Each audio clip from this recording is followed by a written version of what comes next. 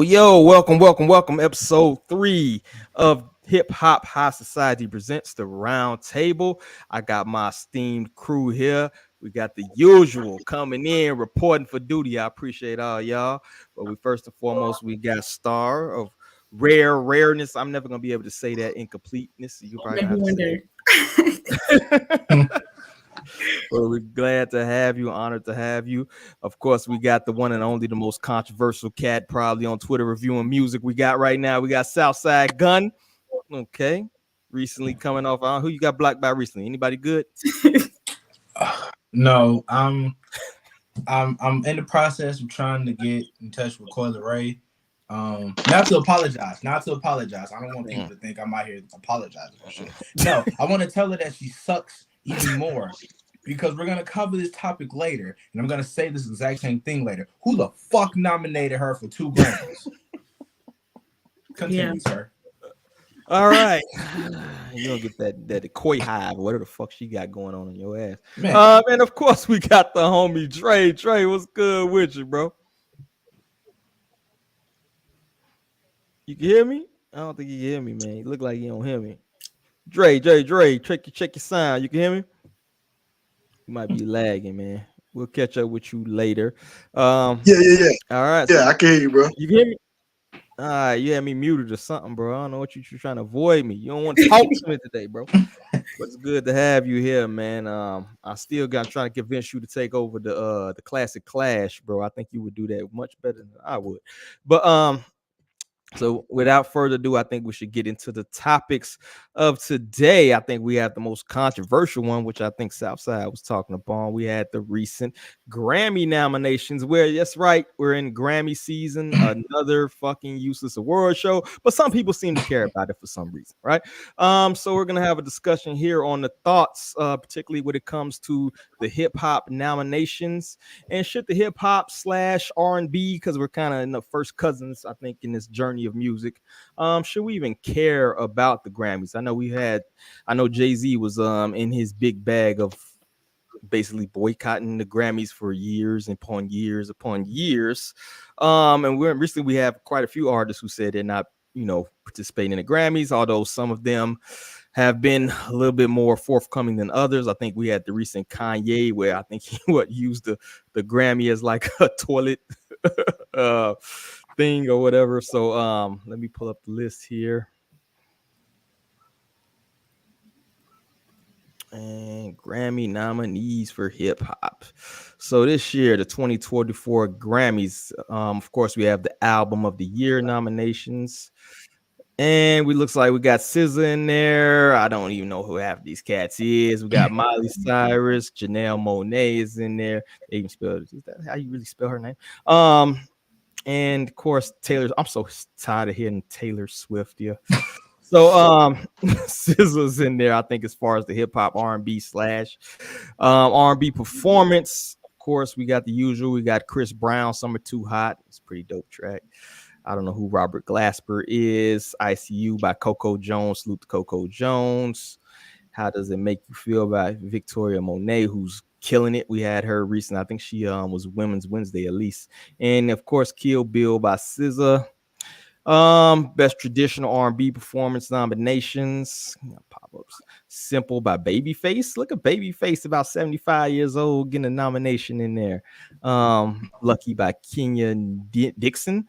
Hollywood by Victoria Monet. We got Earth, Wind and Fire. Oh, snaps. And okay. Good Morning by PJ Morton. And of course, how many things is SZA gonna get nominated for, bro? She got 9 nominations, bro. She's the most nominated. She's the most nominated one off that one album, bro. She got 9 nominations.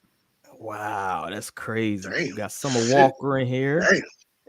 We got Babyface, Coco Jones again, Victoria Monet. Wow. Okay. And of course, we go to the rap category. Spin About You, Drake and 21 Savage, Sit on Top of the World, Burna Boy, Attention, Doja Cat, and All My Life by Lil Durk. That track was so fucking over. Low by SZA again. Jesus.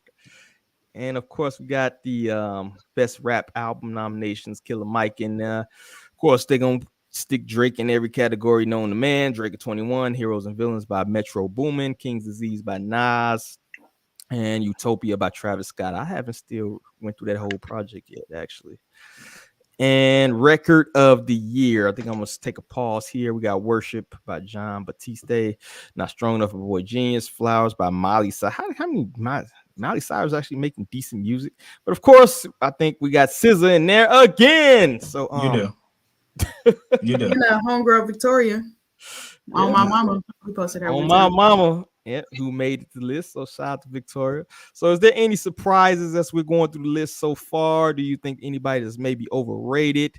And then best rap song nomination, Attention. Doja Cat basically. Wrote part of the song. Robert, I can't even say his name. I don't even know this. Do y'all know of maybe? I think those are their government names in the beginning. That's the the government names. Shit. As soon Barbie. as you saw Molly, he was like, "Oh yeah, they say real government names." Yeah, I see. Barbie World. We got Just Wanna Rock. Yeah, that's crazy how many fucking these people got crazy. Rich Flex and Scientists and Engineers. Andre Benjamin. Of course, you know who the fuck that is. So so we got some pretty decent songs. Is there any surprises? Anybody you think should be nominated? Anybody you think is snubbed? So I'm gonna toss it out to y'all. What do you got? I mean, I can tell you off the top who's shocking they got nominated. Ice Spice, what? What? Oh, we gonna have to keep going. Let's find What's out. going about that? Bro, we didn't get four. She has 4 nominations. I thought it was 4. 3. Okay. I saw 4. That's Okay. crazy. Wow, That's wild. that is wild. But I think there she go. There she go right there. Best new artist at least. They're gonna give it to her. I think so too. The industry is going to give her that award, and as much as we know for a fact somebody like Coco Jones should get it, let's be real. The industry is going to make Ice Spice the next one. Like, she's next up. It's gonna happen whether we want it to. It's so weird seeing all that happen. It's weird. Yeah, but that's kind of the topic, right? This topic is, do we even care? As people, like, first and foremost, I think we need to dive into who is making the nominations for the Grammys, right? Mm. Is it actually hip hop fans? Are there hip hop legends in that room that are making the nominations? Hell no. No. So- What? No. If that was the case, we know half these people wouldn't even really be nominated, to be quite honest. Like, the category would look like how it did in 2021 if we had real hip-hop heads. Because 2021, I think, was like the only year where they kind of just went straight rappers. You had Nas, Freddie Gibbs, Royce da 5'9", Jay Electronica, and D Smoke.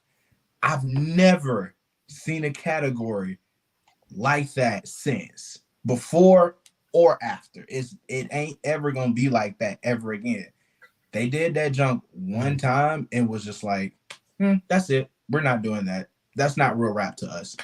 That's how they view it. I'm curious who won that year. With Nas. that load. Oh, Nas won. Oh, for King's Nas Disease. the Hit Boy won for King's Disease. That was King's Disease 1.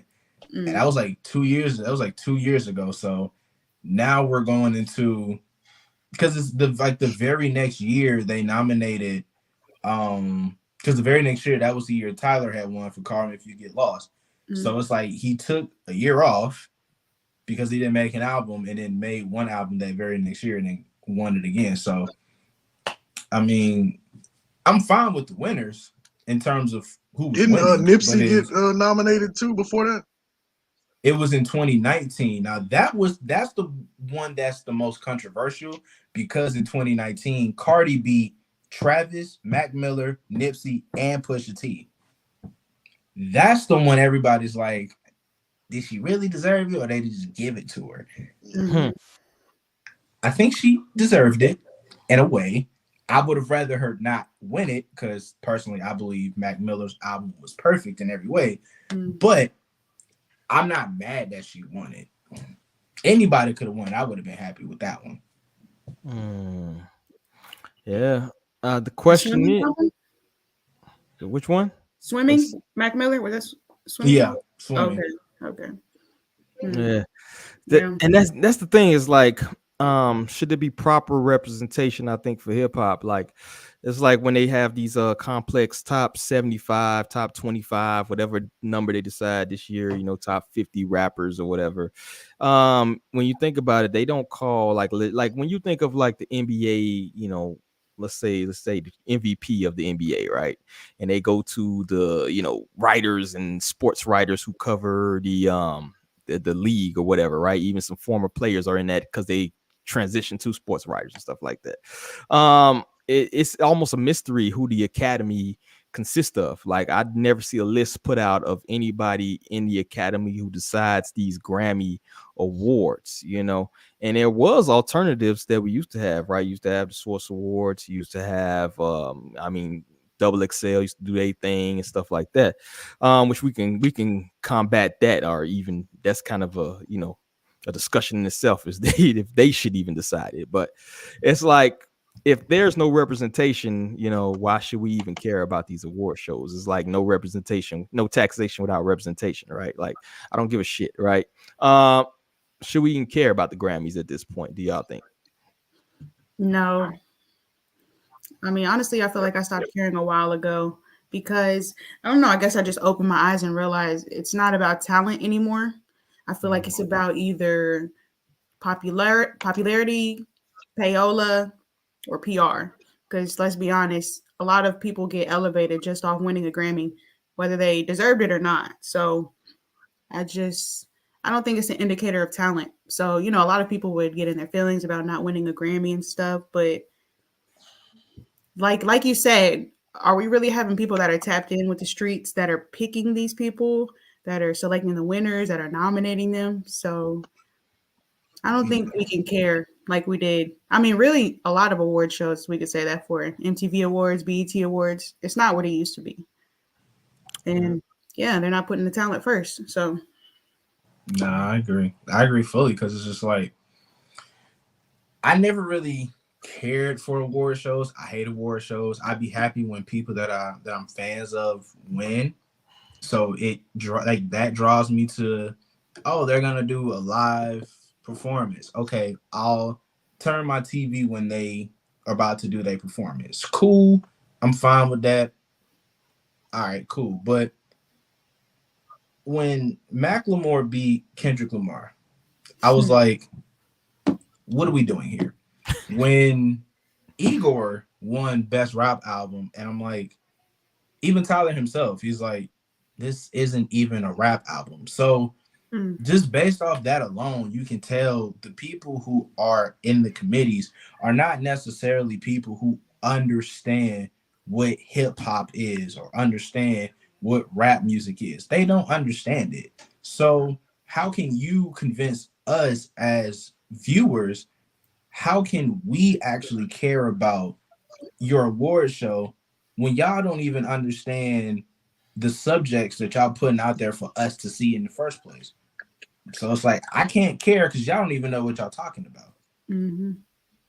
I agree. I agree. And then even the rookie of the, it's like we had it's ironic. I think this comes off the heels of our plant discussion last week or the week before last, right?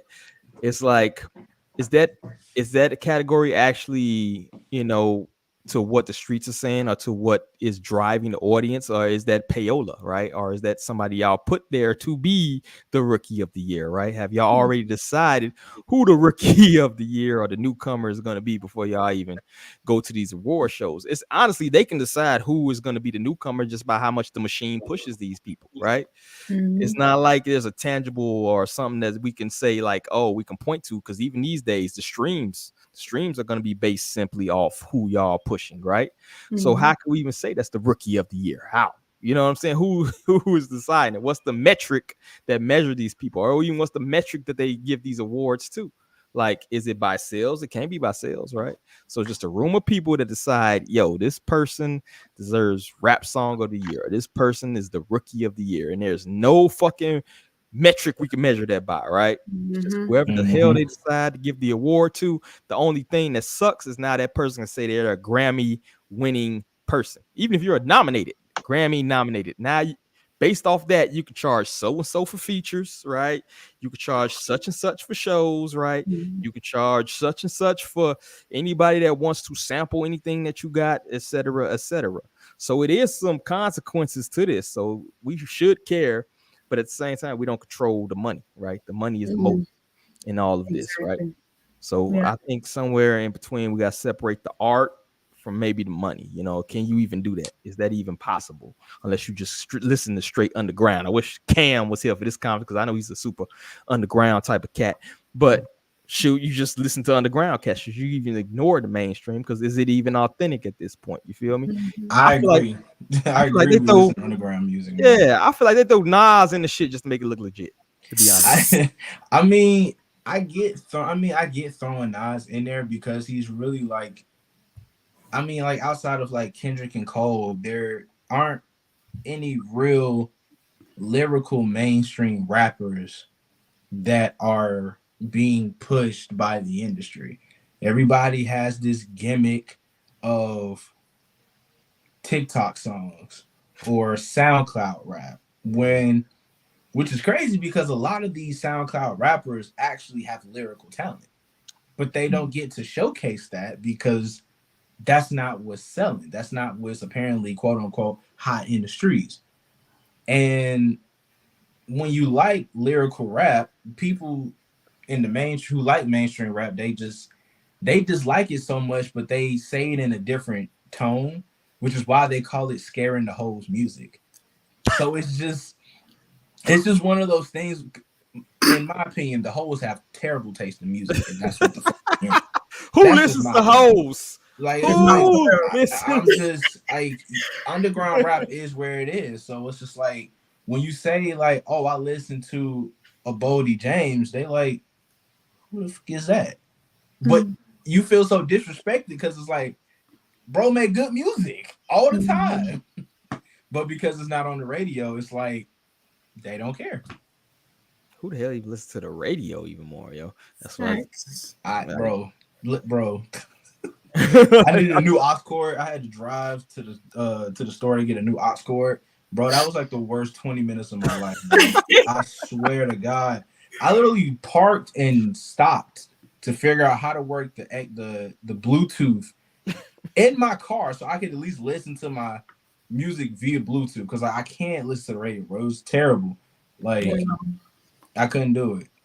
Yeah, even satellite, even like, because I got the XM shit in one of these vehicles, and it's even then, it's almost like a rehash of, you know, and it could be even worse because at least with the radio, you get a hint, a smidgen of regional shit, right? Yep. When you got XM, it's all like this mainstream bullshit. You know what I'm saying? That's the same shit, bro. Yeah, it's in rotation. You know, at least you don't get. At You least they can cut. You can use apps like iHeartRadio. It's gonna play whatever's on the radio.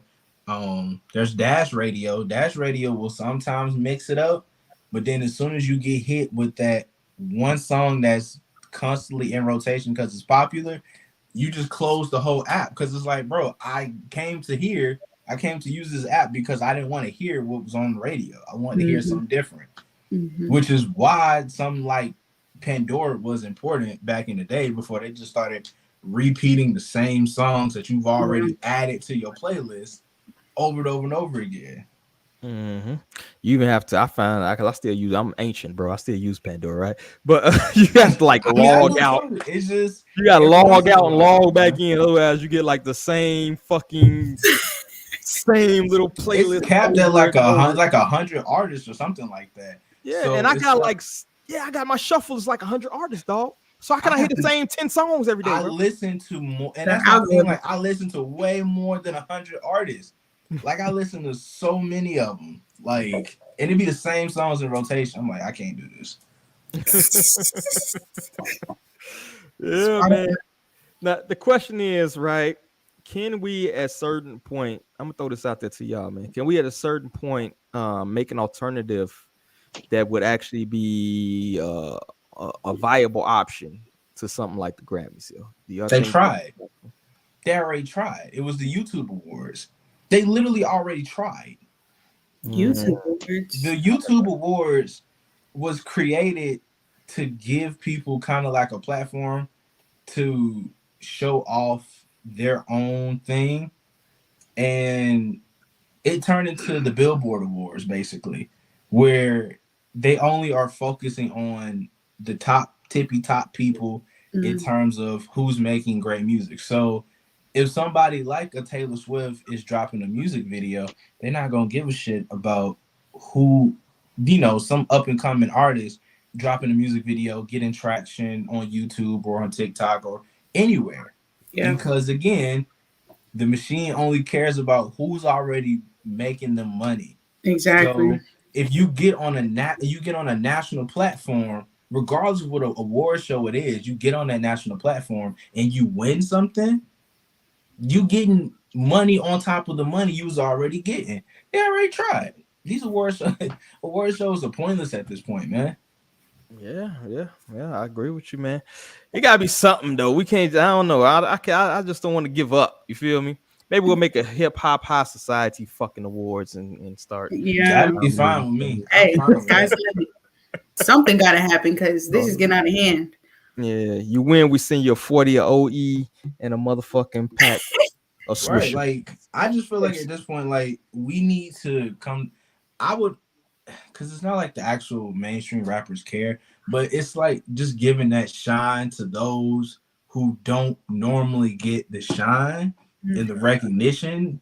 It's like there are so many talented people who aren't considered industry plants and who may not even be considered underground. They don't have a lot of traction because they don't kiss ass and they be in their own lane, in their own world, doing their own thing, and that's fine. But there are some people who deserve that recognition who don't get it because the mainstream only cares about the same 12 people. Well, that's why I think the significance. That's why part of this platform I think was the significance of the independent artists, man. The supporting the independent artists. People still out here hungry on the grind, making quality music because they don't get that shine, that mainstream shine. They not on the payroll, they not on payola. So that's why I feel there's a big niche, a big missing niche in there. For that type of people, right? Especially knowing how important music is, right, to the fucking soul. For all those spiritual sitting here, that's important shit. You feel me? So I think that's what we need to push. I think that's why I refuse to just give up. Be like, yo, it's the payola, it's old whip, blah blah blah blah blah. Nah, fuck that. We gonna take this shit, bro. You know what I'm saying? We gonna take over this shit. Because it's easy to say that, but we're doing something about it in our little way. You know what I'm saying? Yeah, I'm not it can go to. Exactly. Either you got solutions or you gonna complain all day. Fuck that. We're gonna try our best to do that, right? And we're gonna keep the train rolling. That's the way I feel about it. Dre, you still there, man? I know you having connection issues. That man struggling over there, boy. Yeah, you got that new internet. You got that Boost mobile internet. That's what happened. That's what happened. Well, you'll pop in eventually. Hey, whenever you can hear us, Dre, man, just go ahead and pop in. Stay your peace, man. We'll keep you on until you go chip in. That man running a connection test with 2 cups of string. That shit crazy. Yeah. Look, he's like, I heard you talking. Put them cans together. My man Dre on that 3G. Yeah, I'm trying to get that shit going, man. Shit right now, bro. Yeah, if you have to just pop in, pop. I'm gonna let you pop out, and then whenever you get a bit together, you're gonna pop back in, right, bro? Oh, that's funny, bro. Shout out to the man Dre. 2 cans is crazy. Where the fuck I come up with that at? We're gonna get you off that 3G, brother. That shit anyway, the next time we got some TDE drama. After the report of we all know Kendrick Lamar. I think he's KDOT. He's out there on his own right now. and we had some frustration from an artist called Reason, who's over there at the label, which kind of spurred some talk about, the breakup of the label. Would they be able to sustain? We've had a lot of gaps in between people's albums. When was the last time Schoolboy Q dropped? Is he even still dropping shit? I don't even fucking know at this point. But we had a lot of issues and frustration with them, and that led to some people speaking out on that. So let me present this topic we got right now. With J-Rock recently did an interview. Shout out to J-Rock. Setting the record straight regarding the status of TDE, Top Dog Entertainment. Basically said people love, you hear people love starting rumors and spreading all type of stuff. I call it bad ink. He replied, sometimes people like to write in bad ink, you feel me, especially on blog sites and different internet things, but we all good. The family, TDE family, despite what everybody's saying, the breakup, everybody's all good, which is kind of a vague reference to me. And he also, talked about his relationship with Kendrick Lamar, who left the label, I believe, started his own imprint. But my thing is, do y'all think the rumors are true? We hear a lot of artists who don't want to speak on eternal business. J-Rock kind of strikes me as somebody who wouldn't want to speak on something like that regarding that, which it's nobody's business. But what do you think of the status right now of TDE? Do you think it's a long term? And it's kind of crazy how it's so hard for labels to sustain. You know what I'm saying? I think what's the average shelf life of a label, especially an imprint label, maybe 5-10 years tops. So what do y'all think? TDE, who was making big noise, or do you think they're kind of on the downslide? Do you think the breakup rumors might be true? Whoever wants to chime in. Nah, they fried, man. They fried. It's the problem with TDE is that Top can only focus on one artist at a time. And you got a label with Kendrick, Ab, Q, J-Rock, Sir, Lance Walker, SZA, Isaiah Rashad, Reason, Doshi. Bro, what? He can't focus on getting all of them out all at one time. He can't do it. He only focuses on one at a time.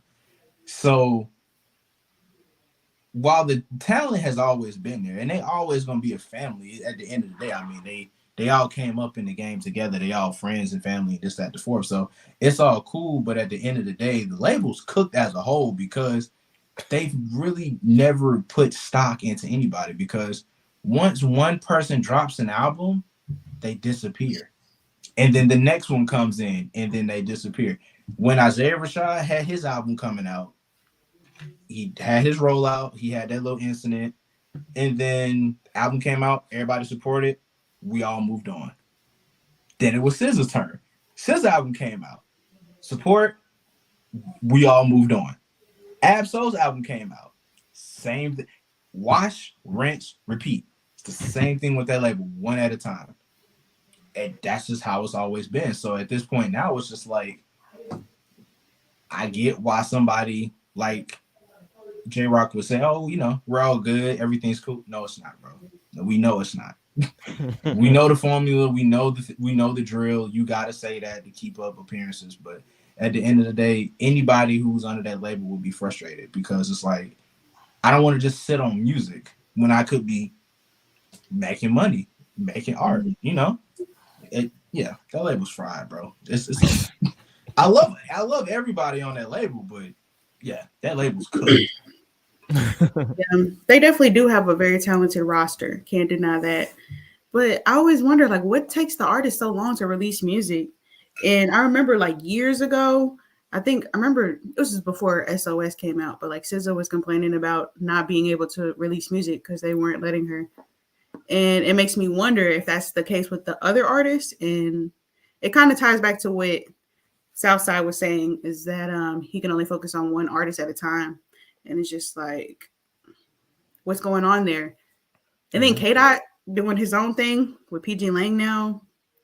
I don't know. Maybe he sees something and he's trying to make his own moves. Kendrick just got the freedom now to do more than just music, and maybe that was the direction that he was going at first. He wanted to just do more than just music, but he also now has complete creative control over what he creates. And there's nothing better than being an established artist and you can do whatever the hell you want and nobody can tell you otherwise. He got leverage now. Got money. That's the big thing, money.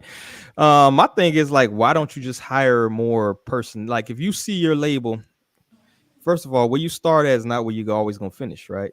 You see your labels trending upwards, right? I'm sure it's money flowing to the coffers at this point, right? Why don't you hire people who specialize in this? Why don't you hire a specific person to maybe manage this person or manage that person or make sure that this gets released, or hire more A&Rs, or hire people, more in-house producers, or whatever the hell you have to do to make sure that you get regular releases.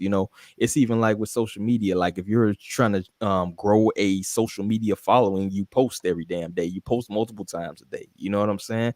It's like, if you're trying to grow a label in the same sense, you're trying to grow music, put out more music. I think the big thing is like a lot of hold up to albums is getting things cleared, right? You have to get things cleared, samples, whether it be features and things of that nature. So that in itself holds up a major product. But that goes back to, like, we linking back to episodes. We talked about mixtapes. You can release some unlicensed shit through a mixtape platform, right? Why aren't people doing that anymore? Everything doesn't necessarily have to be automatic money generating. Sometimes it could be buzz generating, right? We've seen that formula does work. It's a tried and true formula to release music to get people interested. It doesn't necessarily have to be something that's monetized. It could just be music. It could just be the art. So I don't understand why it's not a mixtape. As many people they got over there, as many talented people as they got over there, they could just be releasing mixtape after mixtape after mixtape in between album releases. That makes people hungry. Now you forget about people, Yeah. The art of the mixtape is dead, though. Because at this point now, every time somebody release music, it's got to be for the money. Mixtape art is dead, bro. Like, the only reason you making a mixtape is because you're trying to get signed. The only reason anybody's making a mixtape nowadays is because they want to just get signed real quick, get that quick advance, get out the hood, get a couple chains, get a couple rollies, and then they go right back to doing what they've been doing, which is making the same exact music that got them signed in the first place. And now you in a 360 deal, and it's gonna be like trying to get out of a Planet Fitness contract. You're gonna be stuck, bro. You gotta fake your death to get out the fucking contract. You stuck now. That's just what it is. I don't even know why people are even signing. Once I get like a buzz, I understand that you may have an obligation that you have to complete. That's why I'm not mad at KDOT, bro. Once you get that obligation done and maybe your buzz is flowing, I don't even understand why even staying on that label is at the point, unless you just have to have these certain features. We also know, like, it's like boxing, right? If you have a certain fighter, they can't get a fight with this other fighter unless he's under their management, under their fucking umbrella. So maybe you won't get a certain amount of features that you may want. Who gives a shit if you're an established artist, right? You know what I'm saying? I pull a Future and just start pulling up new people who's hot and buzzing and start doing mixtapes with them. You know what I'm saying? Like, I truly don't understand why people still signing these deals, these 360 deals. And I also don't understand why people are signing to other artists. That's got to be the dumbest. Like, it's like being a fifth generation crackhead at this point, right? It's like you seen 4 generations of people smoking crack, and you decided to be the 5th generation of crack smokers, like after seeing what happened to the other 4 generations, right? I truly don't understand people who sign to other artists. I don't understand people signing 360 deals. It's just mind numbing to me at this point, particularly with these trends. Like, you don't have to sell CDs out of the trunk of your car no more, dog. You know what I'm saying? Like, we have this thing called the internet, we got this thing called, social media, where you can make yourself hot to a certain extent, right? So I don't understand, I don't get what people are doing. Maybe that advance money looks real good when you're your stomach touching, when you're eating ramen noodles for fucking a few months. Maybe that looks good to you, but I don't understand the hype, brother. I truly don't. That quick money, bro. Yeah. It's quick, man. Like, you follow a rap trend and you get hot out of nowhere. Somebody, some random rappers like, hey, let me sign so-and-so. And at the end of the day, it's like, you don't care if it's a bad deal or not. All you see is how many zeros are right behind that 1 or that 2 or that 3. And you just sign your name away. Like, hey, as soon as you sign that contract and you get that money in that direct deposit, your problems are solved at that point. Till you end up in the red. In the short term sense, though, because hey, Right. long term, it's a shitty idea. But in the short term, yeah, you solved your problems. Okay, I have a question for y'all. Do y'all think streaming killed mixtapes and kids killed the mixtape era? Hell yeah. Okay. Immediate, yeah, because it made it to where people already weren't getting paid for mixtapes, which is one thing. Then people started uploading mixtapes to these streaming apps to get the money that they weren't getting back in the day. So when you got an app like My Mixtapes, and we was downloading shit off DatPiff and fucking LimeWire, like, yeah, like those were the days that was fun because people was just doing it for the art rather than like, oh, let me drop this tape. I know hundreds of thousands of people gonna listen to it. I'm gonna get some money, and be able to pay. Shit, in the mixtape, you ain't got to worry about clearing samples, bro. You just throwing it out there. Exactly. Like now, somebody says they dropping a mixtape, and it's like, no, because you're going through the process of making an album, sample clearing, and then you uploading it to actual streaming services rather than putting it on like an actual mixtape app. Or you just out here in the streets putting it out there on it, you create your own damn website and you just put it out there for people to listen to. It's streaming killed a lot of things, honestly. Yeah, I agree. Yeah, you got to get the stream service. I'm pretty sure a stream service won't even put your music on there unless it's cleared. You know what I'm saying? Like it has to be cleared. And the inherent problem with hip hop in that realm is that hip hop is built off samples. You know what I'm saying? It's built off sampling, whether it be soul shit, whether it be they even sampling other samples. You know what I'm saying at this point? Yeah. So now you got two layers. You got the clear from the original sampler plus the people who sampled the sample. So I think those barriers kind of prohibit, hip hop from being able to. So yeah, in a sense, streaming destroyed it, but in a sense, also the way hip hop is essence of taking old and making it new is kind of killing it as well. So I don't know. I don't think you can solve that. You know what I'm saying? Unless you made a service maybe specifically that's unlicensed for music that you can just play. Nobody makes money off of it, but even then putting it on the app store or you'll run into problems. So yeah. Like I think like one of the popular mixtape apps, was it DatPiff? They went out of business or something. And but why though? Because I mean, realistically, once Spotify came around, the SoundCloud era was like, to me, the SoundCloud era was like the last era of people really kind of like just making mixtapes and just making music just for the sake of making music and putting it out. But I personally haven't found anybody who's out here just making a mixtape and then just putting it out. Like everybody's got a Apple page, they've got a Spotify page. Like they got pages to where now if you streaming, you are essentially helping put money in their pocket. Now, it does take a minute for them to, recoup on that investment of them putting their shit out there on these streaming services, but at least at the end of the day, they know like if somebody listened to my little mixtape and I get enough listens, I'm gonna get some money off of it. Whether it's $10 or it's 10,000, somebody gonna listen, somebody gonna play it. I'm gonna get something out of this. Yeah. So, yeah. I think like there's no ownership in music no more, right? It's kind of it's kind of that way. It's like you're basically renting music. All of us are renting music at this point. There's no I'm buying a CD. I own this CD. I can play this motherfucker whenever I want. All of us are paying $5 to Spotify, or you listen to the commercials in between if you're not paying for the premium. There's no more ownership of anything, right? Shout out to the family plans because I ain't paying for nothing. I ain't paying for shit. Not the ads are insufferable. But I listen to the commercials so crazy. O'Reilly's halfway to a goddamn J.Cole. I don't care. I don't care. Auto parts. Don't give a fuck. But what's great? YouTube is even worse. Like YouTube has become worse than any of the streaming services. Yo. Boy. YouTube these days. Boy. YouTube, people started putting ad blockers because them ads pop up so much, man. They did the thing now where you can't have an ad blocker. I said they like Of course, yeah. It's like one of those streaming sites where you watch the sports for free and shit. It's like, no, you can't have ad blockers. I'm like, yo, YouTube on that, y'all owned by Google, YouTube Google on that, is bro. Like they was like, you can't have an ad blocker, but you can get YouTube Premium. Bro, I don't want no goddamn YouTube Premium. What? I watch people play video games and destroy PS5s. I can sit through a 5-second commercial, bro. Like, what is this? I'm not paying for no damn YouTube Premium. Hey, and just like that, there goes our algorithm. Thank you very much. Episode might get 2.5 views. That's crazy. That's crazy.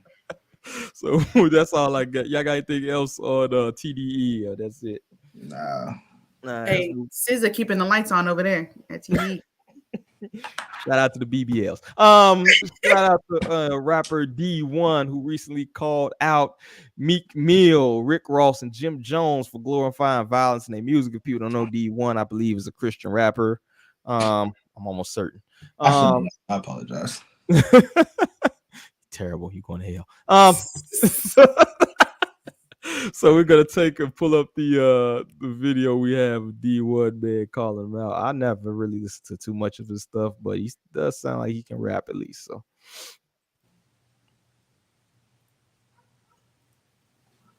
your new song with Ross talking about getting somebody murked and shot at the red light. Which one is it, bro? Which one is it, bro? Because I did a shoe giveaway in my city and gave out 1,300 pairs of your shoes because they said reform underneath them. And I loved it. You partnered with a major shoe company and you out here pushing prison reform. But now I got to sit here like, man, this man not be honest with you. And glorifying getting people killed as of a week ago. Like, what are you doing, bro? Lil Snoop really got killed. That broke your heart. You wear him around your neck.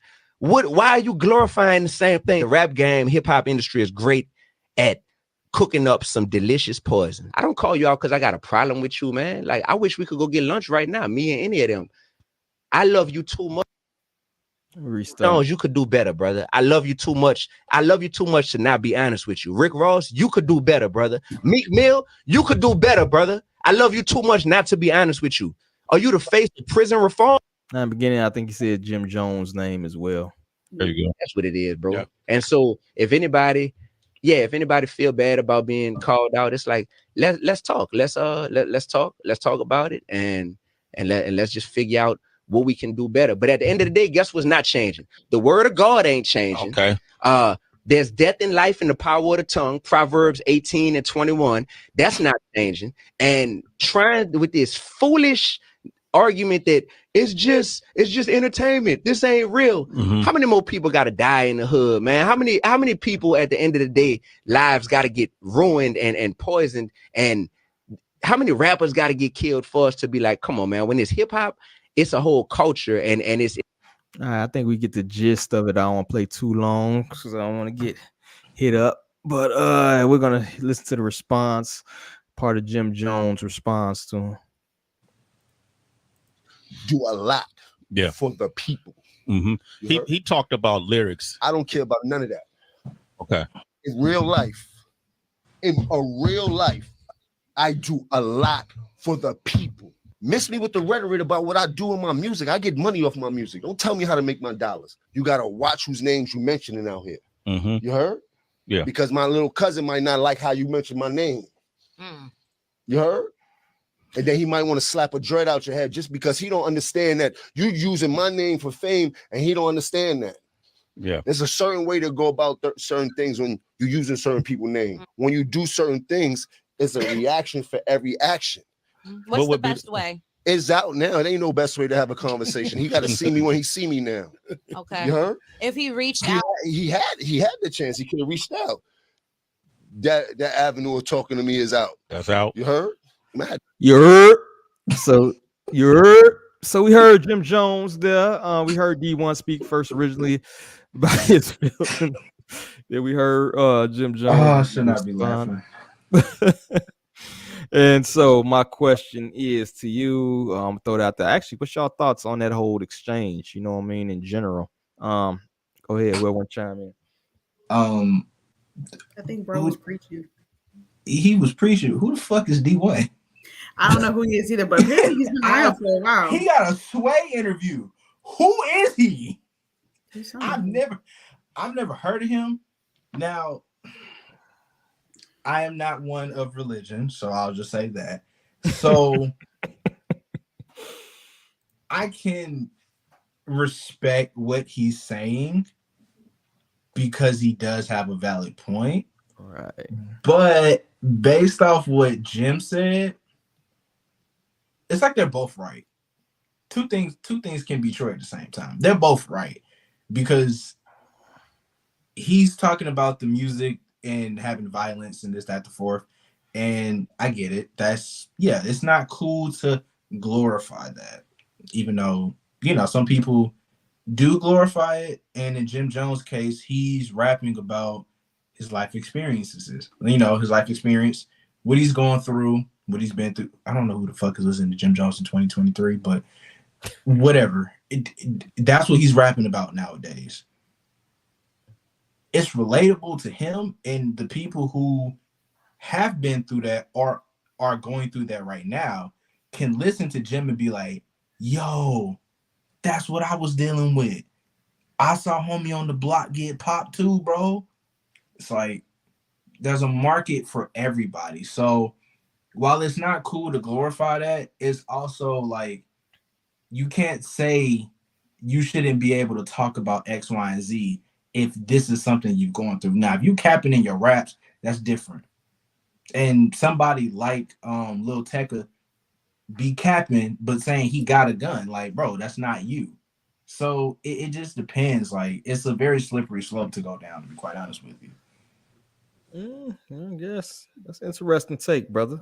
I'm gonna have to go ahead and dissect that. I like the way you put that, but I think I got some disagreement. I want to let Star go in. What you got? I think I agree with Southside as far as both can be right. Well, initially, I was kind of like disgusted by the way that Jim Jones and Rick Ross and how they reacted. Like, for one, Rick Ross and Meek Mill, they just downplayed it. Like, they didn't even, like, they did not receive the message, or they just whatever little nigga type of shit. And Jim Jones is just like, you saying that this is entertainment, it's just entertainment, but I do stuff for people. I do stuff for the people. Yeah. But at the same time, it's just like, you doing stuff for the people. I feel like the message gets kind of canceled out when you're preaching kill a nigga, fuck a nigga, shoot a nigga. Yeah, but it kind of just goes back to hip hop was based on our real life experiences. You should be able to tell what you've been through, but where's the line between influencing people with these stories? And you say it's just entertainment, but a lot of people don't actually know that it's just entertainment. We're thinking these are for the people that are rap capping. Like, we think you're really out here doing this. So you do influence people, even though you just say it's entertainment. So I don't like how he responded, talking about it's just music, it's just lyrics. But you talking about violence and, oh, my little cousin might not like how you. Throwing out a threat to a Christian rapper is crazy. Knock a dread out your head. Yeah. Threatening a Christian rapper on the national radio syndication is crazy. I don't agree with that now. That's out of pocket. Maybe he's nice. I can't work with that. Like, maybe he's nice. I've never heard of him. Yeah. Maybe. I heard a little bit of his stuff. I think he had something that went viral maybe 3 or 4 years ago, which is kind of in the same vein of calling out certain rappers. So talking about the industry or whatever. Well, I don't have a Dee-1 CD. I don't he's not on my Spotify or my Pandora list, right? But it is some people, obviously, if he's getting invited to Sway, somebody listen to the man. They're not inviting him up there, because he, is just some run-of-the-mill rapper. So I guess he does have a pretty decent following. But at the same time, man, Jim Jones is 47 fucking years old, dog. Old as shit. Yeah, why his braids still look like that? You damn near 50, man. Go marry. You get fresh braids, like somebody take a brush, you like brush that shit, nigga. Crazy. Bro, go marry Chrissy and have some grandbabies or some shit. His kid damn near 23 fucking years. But anyway, Where's You the growth? 47, dog. You know, you live in a nice house in Jersey, dog. I seen you trying to solicit people to renovate your backyard the other day. You ain't in the hood, my man. You go to the hood like people go to like animal safaris and shit. You go to show your face and see what's going on, and you go to fuck home. You know what I'm saying? To your suburb in Jersey. You don't even fucking live there no more, dog. You're not in the buildings in Harlem. You feel me? So to me, it's like, okay, if you're gonna tell the story, you need to also show, the triumph behind it. Show the Exactly. positive. Even show the. I just was listening to Nas, the King Disease joint. He got a couple songs on there where he's talking about the coke and the bricks, but then it's like the story ends with the dude going to prison and shit. You know what I'm saying? I forgot what specific song it was. Yeah. Yeah, it's not like, I slang bricks now. I'm a kingpin living in Miami. My feet sitting up. You know what I'm saying? Because that's not how the story ends, bro. We know how these stories end, at the end of the day. So we can remark, and you are showing where you come from and all that other stuff. But at the same time, why is there no growth? You feel me? You made it out, dog. Tell other people how to make it out. You feel me? Your story should have a meaning somewhere. And part of me wonders, like, if these artists, they feel like a outside pressure to maintain this, like the music that they came out with and they came up with. Maybe that's why there's a lack of growth, because there are artists that believe that, if I switch up my sound now, the fans ain't gonna, mess with me no more. And that's gonna affect my money. And like, he was real defensive, like, don't tell me how to make my money. Like, that's what mixtapes were for. To piggyback on your point, that's what mixtapes are for. Because people could change their sound and experiment, and the fans who were diehard would give their feedback, and they would tell you, hey, this shit ain't it, bro. Do something else. Okay, well, when I make my album, then I know to switch it up. But yeah, I mean, Jim did get very defensive about that. It's like, I feel like he said what he said in a much calmer tone and a much more, I get what he's saying. Like, that's why I was like, I understand what he was trying to say, because his message was, I care about my community. I give back. I want people to understand, like, me as a rapper is not me, the person. I know how to separate the two. He said that so aggressively that he slipped back into his old ways from back in the streets. And that's why that message didn't come across. Honestly, when it comes to Meek Mill, who gives a fuck about who cares about Meek Mill at the time like this? That nigga's like Ja Rule at this point. I'm Dave Chappelle. Who the fuck cares about what Meek Mill thinks? Secondly, Rick Ross was a goddamn CO, bro. Like, he was literally in prison, just on the other side of the glass. He was a goddamn, oh God, no, who cares what Rick Ross thinks too? To be honest with you, who cares? He took somebody else's persona. Like, name. He stole name, persona. He living the life. Like, the dude live on the South Side, bro. And he lives across the street from a Catholic school. Like, bro, I don't take nothing you say seriously. You live across the street from Our Lady of Mercy. Get the fuck out of here, bro. Don't care about that. Yeah, man. And it's different when you can, like, he spoke on Lil Snoop, right? It's different when, like, you saying certain things and you live in the hood. Your mama's house still in the hood. You stay across the street from your so-called ops that you see every day. That's real shit. Those people have to actually live in that environment still. Them people are still there. So the things they say on wax could have real consequences. We seen how many fucking rappers, like, this past year or past 2 years, like every few months, another rapper's gone. You feel me? So it's real consequences behind some of the shit you say and some of the shit you parlay and some of the things you put out into the universe. You feel me? But these cats ain't got to deal with that shit. You rich, you can afford bodyguards, bro. You don't live in the hood no more. So I get what he's saying. I think Southside, I agree with what Southside's saying to a certain extent, is that, there is a differentiation between the two, but at the same time, you're supposed to be the upper echelon, the person who made it, bro. You know what I'm saying? You're supposed to be different. Why is your shit not evolving, bro? Why you're 47? Why I still gotta hear about your crack bars, bro? You feel me? I need to hear your grown man shit now. I want to hear some 47-year-old fucking rap. Pusha T been rapping about that same bag of coke he sold in '94, bro. Yeah, Pusha, man. Yeah. So you're right though, and you right though when it comes to growth, but also I think it's a testament to who's actually talented, because if you look at somebody like Snoop Dogg, for example, Snoop has rebranded and he's grown as an artist. Like, the man gave us a reggae album. Like, Snoop Dogg out here doing goddamn side missions at this point. And Jim Jones is still trying to get through story mode. Like, he's stuck on level 5. And Snoop done beat the game, done downloaded the DLC, done beat that shit. He on a whole new console. Like, a cooking show with Martha Stewart and shit. This man out here covering the Olympics with Kevin Hart, bro. That's growth. If I've ever seen it, bro, like, that's real growth to me.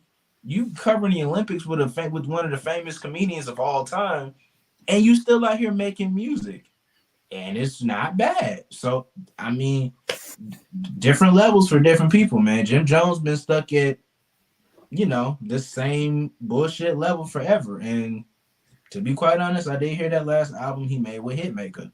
That shit was ass.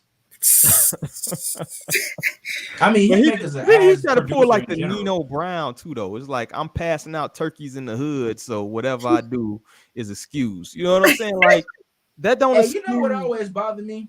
Yeah. And I've done this too, and I've always asked this question: why do we give frozen turkeys to people who probably don't even have ovens at home?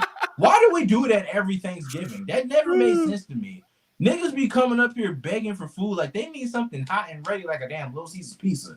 Not that specifically, but I'm just saying. But niggas really be giving out butterball fucking turkeys to people who only got a microwave at the crib. How the fuck they supposed to make that? It's true. Get back to my community. I don't understand it, man. And I'm in my scene a few months ago, man. The start of the school year, the mayor of Chicago gave out frozen pizzas to like the fucking kindergartners and first graders and shit. It's like, frozen pizzas is crazy. Frozen pizzas is crazy. That's crazy. Eat that bitch on one sitting. That's crazy. The prodigal son has returned. I think we might have a sighting of Hotep. Oh, wow, rare sighting. Hotep, you there, man? Yes, I'm here. Can y'all hear me? Yes, sir. Y'all been on here for an hour? Bro, pretty much. We have. You've had a lot to cover. Yeah, welcome to the show, brother. I'm late. I thought I was right on time. You an hour? Oh wow! You thought it was an hour? I'm on the West Coast. I forgot. I forgot. I've still got Central Time brain. I'm sorry. Sound like you talking in the church too. It sound like you in the pew. You echoing, bro. You put some reverb on your voice. I ain't got no furniture in this house yet. That's what that is. Oh, yeah. Look at that. He went into the bathroom. You in the bathroom, bro? No, I stepped out on this balcony. Okay, yeah.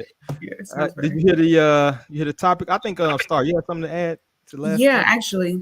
So I want to also speak on the subject about and see what you guys think about this. About him saying that, well, Jim Jones saying that Dee-1 bringing up his name for clout and stuff like that. And I feel like Jim Jones took it as a direct attack. I don't know if these guys know each other. It seems like they don't, but him speaking on him for clout and trying to get attention off his name. But I mean, it's just felt like he took it as a direct attack instead of just accepting the message, and I feel like that's a big thing in our communities and our lack of growth is the lack of accountability. We don't take accountability. We don't accept criticism. You like Gun or Southside Gun said, we don't drop mixtapes, so we don't get feedback. It's just, what do you think about that? You think, was he legit in saying that? You speaking on my name for clout or? Well, let's compare Instagram followers. Dee-1 has 524,000 Instagram followers. Jim Jones has 3.5 million. So that's significantly more. So it could be possible that he's taking it that way. However, Dee-1 is a Christian rapper. I don't think a Christian rapper is trying to. I don't think his audience coincides with Jim Jones' audience, right? Not at all, bro. I don't think those intersect. No, I don't. I feel like using him for. I feel like Jim Jones saying like, "Oh, you're using me for clout." I feel like that was just a way for Jim to be like, "Oh, don't forget, I'm a famous rapper. You know my name. You know what group I was in. It's like, Jim, relax, bro. We saw you on TV on VH1 with them dusty ass braids, bro. We know who you are, bro. Don't no Christian rapper need Jim Jones. Yes, bro. Yes. We don't need no Christian rapper to use your name to get clout, bro. Even if I wasn't a Christian rapper, I wouldn't use your name to get clout. That's how much I don't care. So I don't think it was about the clout for him, bro. I don't think it was. Nah, I think he's a genuine in his disdain for the current. He clearly was passionate about it. When you name drop niggas, you kill clearly. Because most niggas don't name drop. That nigga name dropped on a radio show, not just any radio show. He was on Sway in the Morning. That's bold. It was. For a Christian rapper, he wanted to smoke. He walked with Jesus. He ain't afraid. He ain't scared. You're right. He anointed. Smack a nigga with a collection plate. Exactly. I agree with what he was saying, though. I agree with what he was saying. Yeah, definitely. Yeah, points. Did you hear the topic there, Hotep, man? You got something to contribute to that subject right there? No, sir. I kind of picked up on the tail end of that. That's when I jumped in. What happened here? So we had a rapper, Dee-1 is his name. He's a Christian rapper. He recently called out a few artists, including Jim Jones, Meek Mill, Rick Ross, for their lyrics, right? Their lyricism, the things they preach in their lyrics, whether it be the negative connotation and stuff like that. And then Jim Jones responded as such, basically kind of thinly veiled threats, but he also, kind of said that he contributes to his community. He does things in his community as well. And then he kind of insinuated the guy was kind of, name dropping him for clout, as Star hinted to. So that's pretty much a quick synopsis. You got any thoughts to that? Now I can see Meek Mill and Rick Ross being name dropped for clout, but Jim Jones though. Man, look here, man. You ain't finna get my locks smacked out of my head because you talk crazy about Jim Jones, bro. You feel me? But yeah, I agree with you. I think if you're gonna chase clout, I can see Jim Jones. I mean, I can see Rick Ross. I can see Meek Mill, maybe, especially when they just dropped a project, right? Yeah, they just dropped a project. I can see that, but Jim Jones, piece of ass. Jim Jones ain't been hot since what, 08, 09? When did Ballin' come out? Ballin'. He can't outlive Ball. He can't outrun Ballin', bro. That's gonna be your legacy right there. God damn, that's old as hell. No, that's his Pump It Up. Like he'll never outlive that. Oh, you out of pocket. He said that's Pump It Up for him, bro. That's his Pump It Up. Fucking dead. Shout out to Jim Jones. That cat's doing push-ups in the club.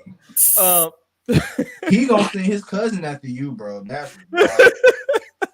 That's wild, bro. Oh man, but that's all I got, man. Y'all got anything last on that? Y'all ready to move on? That shit came out in 06, my guy. I know. 06. Bro, I was in 6th grade. I was there, dog. Oh my god, I'm old.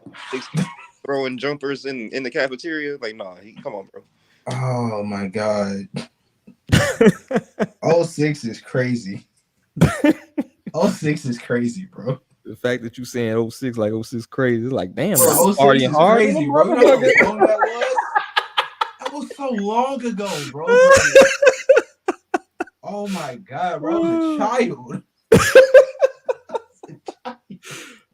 child. Shout out Sloop Southside for aging me on this motherfucker. What happened to the time, bro? What happened?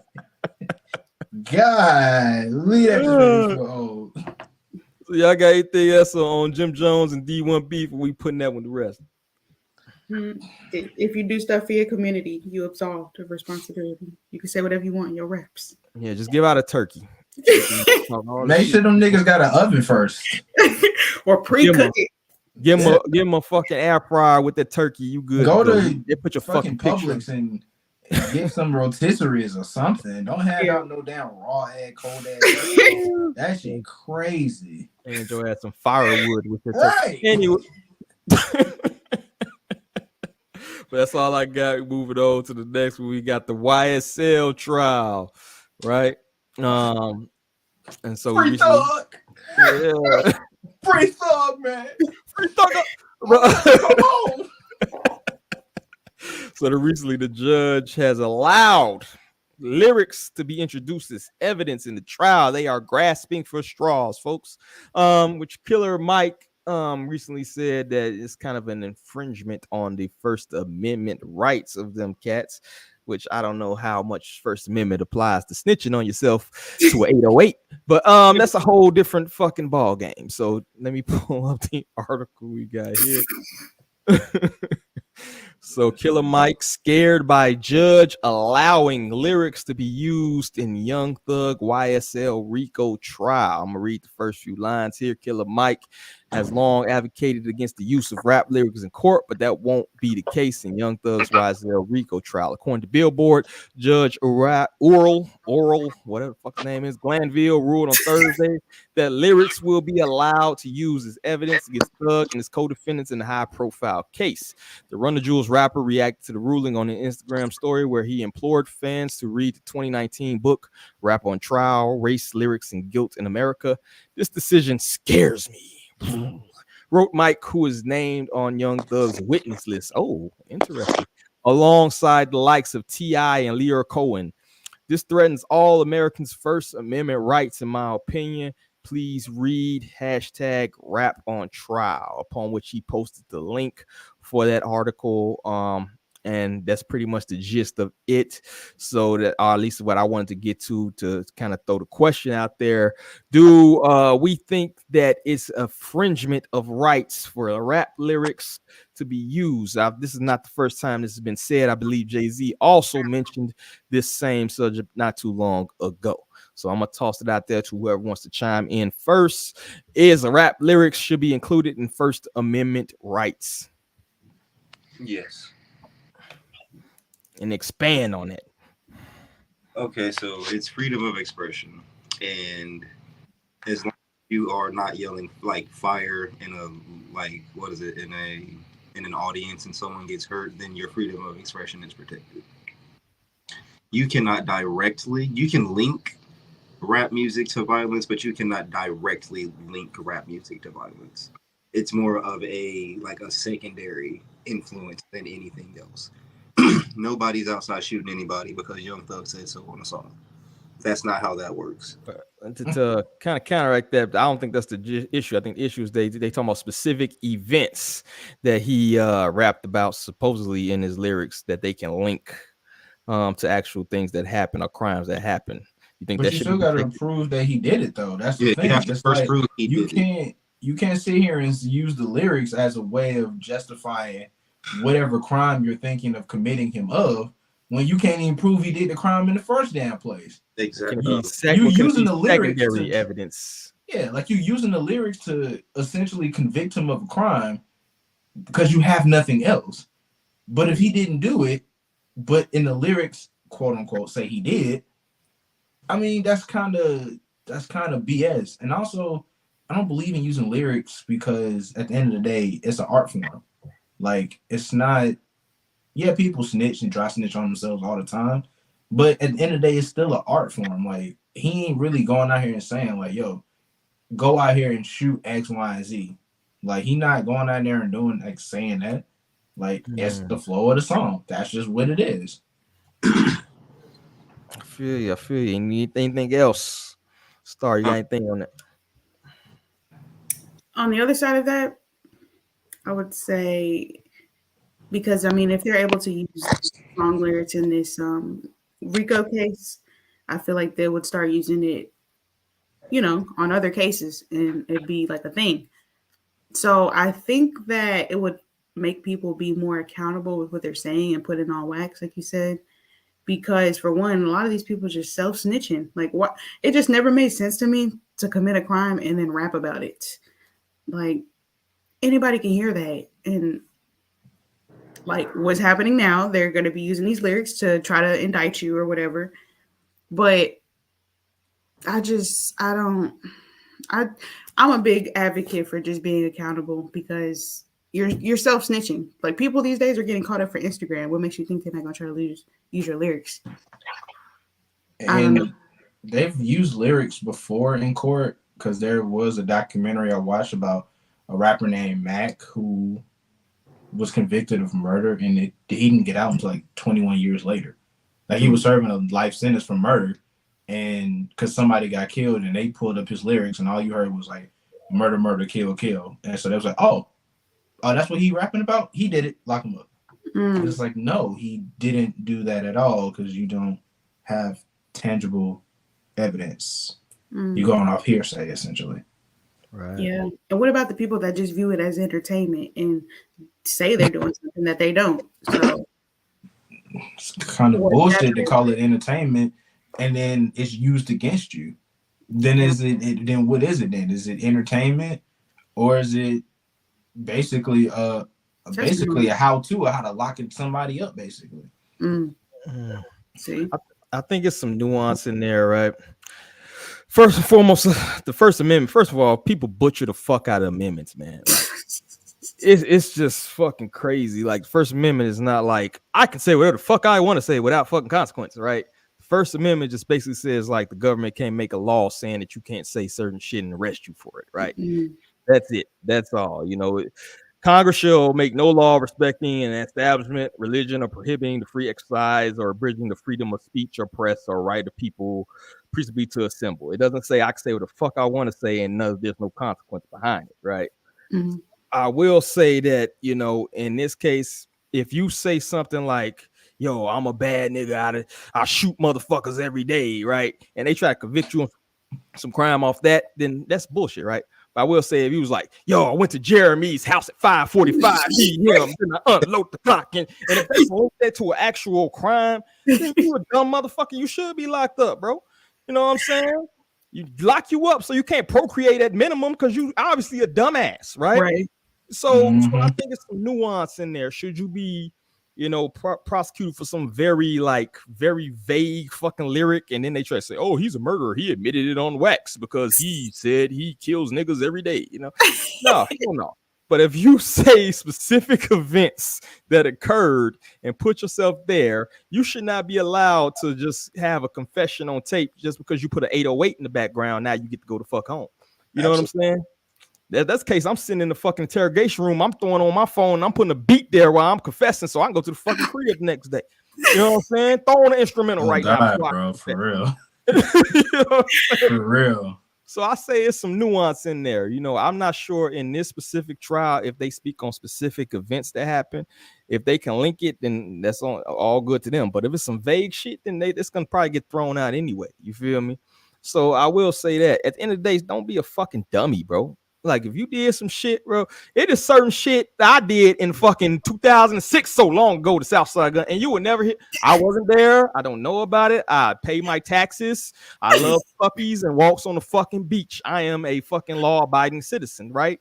So if the most criminals I know don't just fucking talk about the dumb shit they did, right? You know what I'm saying? Like they take family pictures on Facebook and post it, you know, with their fucking puppy, bro.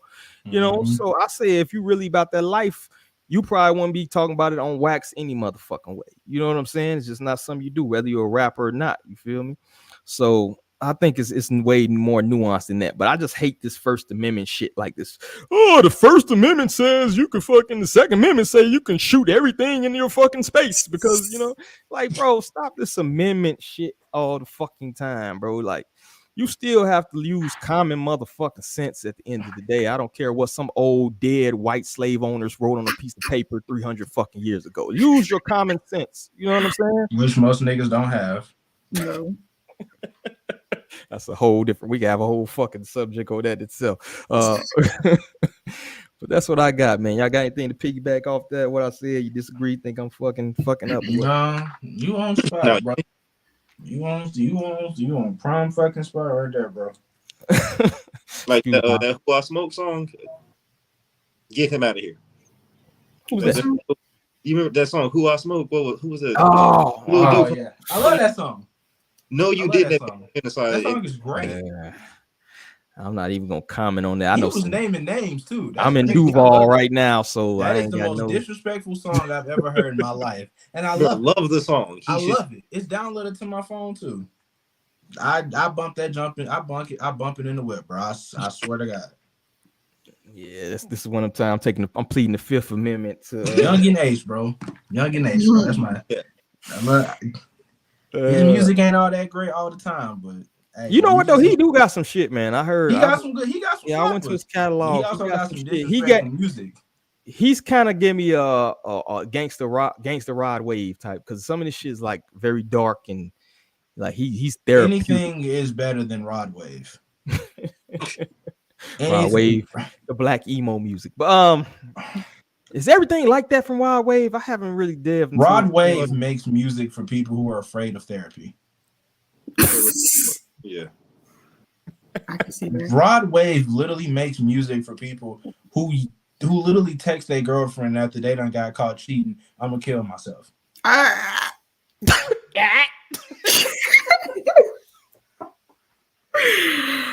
Oh my god! I wasn't thinking that. Rod Wave makes music for people who go to the 27th floor of a hotel just to get to the roof and says, "I'll do it."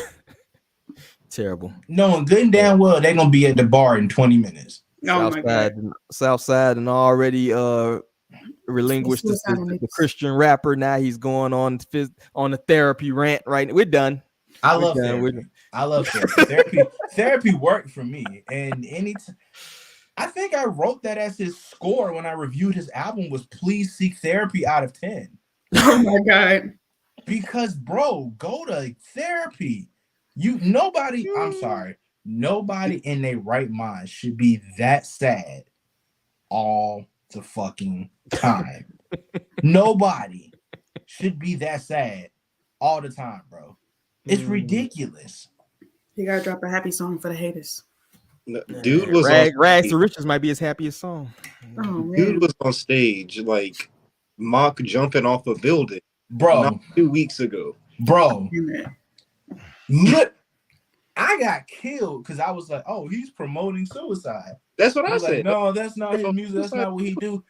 Have you listened to what he says in any of his songs? Now play his music and then do exactly what he just did. What does that look like to you? Glorifying ending your life. That's not cool. So yeah, bro, like unaliving yourself is not covered under the First Amendment rights. Bro. That's not that. If you listen to Rod Wave and that's the way you go out, bro, I feel bad for you. You ever see they throwing like chips and shit on the stage when he's like throwing like fucking Frito Lays and shit? I seen one, he was going down the little thing and he grabbed the bag of chips, opened it and started eating. I said, who's going to Rod Wave concert, bro? I know he smelled like bacon grease. Well, that's an interview we'll not begin in the future. Shout out to Rod. Yeah, that don't ever. If I ever had the opportunity to interview him, that's gonna be a 2-hour roasting session. Hurt that man. I'm gonna make him cry. Give you something to cry about. It's like your parents used to say. I don't know how we got from First Amendment to Rod, but anyway, that's all I got on YSL. Y'all got anything else on the lyrics being used, the First Amendment, anything like that before we go about that?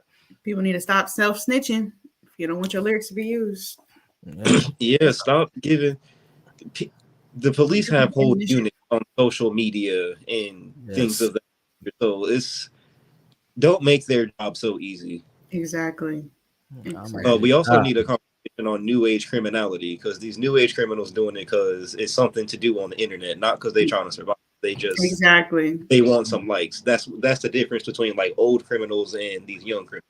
Yeah, old niggas trying to go to jail. These new niggas going to jail and they like can add that to their street name and shit like that. So it's do a first day out song. Yeah, we finna do first day out. Niggas patting their resume by putting that they was in D Block and they was a pod boss on that motherfucker. Yeah, Rollo just got out and did a first day. I said, not another first day out. Another first day. Who was the first day out? Gucci, as far as I know. No, T Grizzly before that. T Grizzly had the first one, I think. He had the first one. I think T Grizzly had the first one. I'm trying to think if T.I. had one.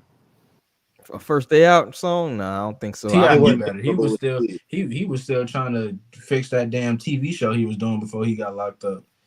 I remember that shit. T.I.'s Road to Redemption. That bitch on Paramount Plus. Shameless plug. I forgot about that show. He's trying to be Cosby. See, he's trying to be a Cosby. That's what T.I. was busy doing. But yeah, stop snitching to yourself. throwing a beat on, throwing an instrumental on while confessing will not get you sent home. I just want to say that, throw that out there. So the next thing we got Soulja Boy versus J.Cole. This should be a fucking funny one right here, though. Fucking hilarious. I can't hold it in. I tried. I'm sorry. Oh God, I tried. I'm sorry. All right, let me pull this up here. We got the first one. We got a couple videos. The first one, I believe, is Soulja Boy, I think, going into his bag. We'll see here. Pasty. Bam. Okay. This is actually Soulja Boy saying he understood what J. Cole was saying. Blah, blah, blah. I think this is a little bit after the fact, but it kind of gives us context into what the fuck happened. CAP. Do not count in the real world, bro. Rewind it. I understand what you was trying to say. I don't know what the fuck you was trying to say. All that lyrical, spiritual, do not count in the real world, bro. You got nice bars. I understand what you was trying to say. Words are different next time. You know what I'm saying? I get what you was trying to say. When you was growing up, Soulja Boy wasn't your type of music, and you realized I don't know what the fuck you was trying to say. What was you even trying to say? You weren't even saying. You weren't trying to say. I truly don't get that. You weren't even saying. Shut up. Next time, just shut up. Don't say my name at all. Shut up. Can't even give you the benefit of the doubt. I don't even know what you was trying to say. I'm making no sense. Stupid. You see him glitch. He literally What's wrong glitched. with you, boy? J. Cole gone somewhere, bro. I'm in paradise.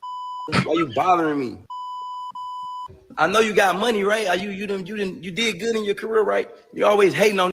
You was hating on Lil Pump, talking about he gonna fall off, he gonna be doing love and hip hop. You always hating on new. Damn, everybody can't rap spiritual, miracle. No child is left behind, folks. No child is left fucking behind. Well, that stems actually pull up the original. So let's actually hear what J. Cole said to warrant such coming out. vitriol. Yeah, I think my favorite rappers, Pac, Nas, Jay, Andre 3000, boom, boom, boom, boom. This, the highest skill level, boom, boom. And I was kind of living a double life. I had like a rapper life, like where I had music friends in the city. There was a lot of them was older than me, like mentors. Then I had my real friends that I would be hanging out with. My real friends was playing 3-6 Mafia, Lil Jon when he came out, whatever the fuck was popping, whatever new rendition of black culture was penetrating, like music coming up in the South, they was on. A lot of that shit for me, artistically, and what I stood for morally as an artist, I was conflicted because on one hand, we partying all the time to this music. But on the other hand, I'm like, man, this shit go against everything that I think that I am or who I had some fake morals about myself, right? Around the time Soulja Boy came out, I don't know how this happened, but I had a realization within myself. Because I'm hearing that shit and I'm like, man, this shit, Soulja Boy, tell him. It sounds crazy to say now because it's such a classic to me. But at that time, I had resistance. Similar to when you came out and your class came out. I had resistance. Nah, that's not the thing that I love. Like, what? I stopped there. Long story short, he said, I like y'all now, but I thought y'all was trash when y'all first came out. And the Arbinger of Peace, apparently. Oh my goodness. So what you was mad at today? Who you mad at today? I ain't mad at nobody. It's just the fact that J. Cole, why is you going on a podcast talking about you don't like my music? Who cares what you like, fam? Babe. You know what I'm saying? Babe, he never said that, babe. What did he say? He said that he said that he had to keep it real with himself and admit that people like you are what was really like keeping the wave going and like really bringing the energy. Smiling hard in the month. And some people, and he didn't want to really say that to certain people or admit that Happy as a or fiend on the first he of the month. basically gave you props, like, yo, people like you. So what the fuck was you on when you misinterpreted it, and now you sitting He here doing the didn't most again? misinterpret anything. I don't know, man. I guess so. I'm gonna go with y'all. If Nikki, that's the last person that snapped it. Nikki said I heard it wrong. I heard what I heard, but He's so happy. Look at him. He happy than a motherfucker. That's the face of glee. Nicki Minaj is talking to me. You're right, Nicki. Oh my goodness. All right, so we basically kind of, whirlwind went through the beef from beginning to end. J. Cole initial thoughts, Soulja Boy's follow up, and what do y'all think of this beef? It appears to be done now. He apologized to J. Cole in the subsequent post. What do y'all think of that whole thing? I think he made it way deeper than it needed to be. He just wanted to react emotionally. Yeah. Like Soulja Boy. Because, I mean, J. Cole, he gave him his props, even though it was a little bit backhanded, but. It was definitely backhanded. You called that nigga shit. He said it. Like, that's what I'm trying to, what the fuck nigga you talking about? He said he didn't like his music. He said he literally, Yachty made a fucking disclaimer so we could understand specifically what he meant, bro. Like, this man said he hated his music.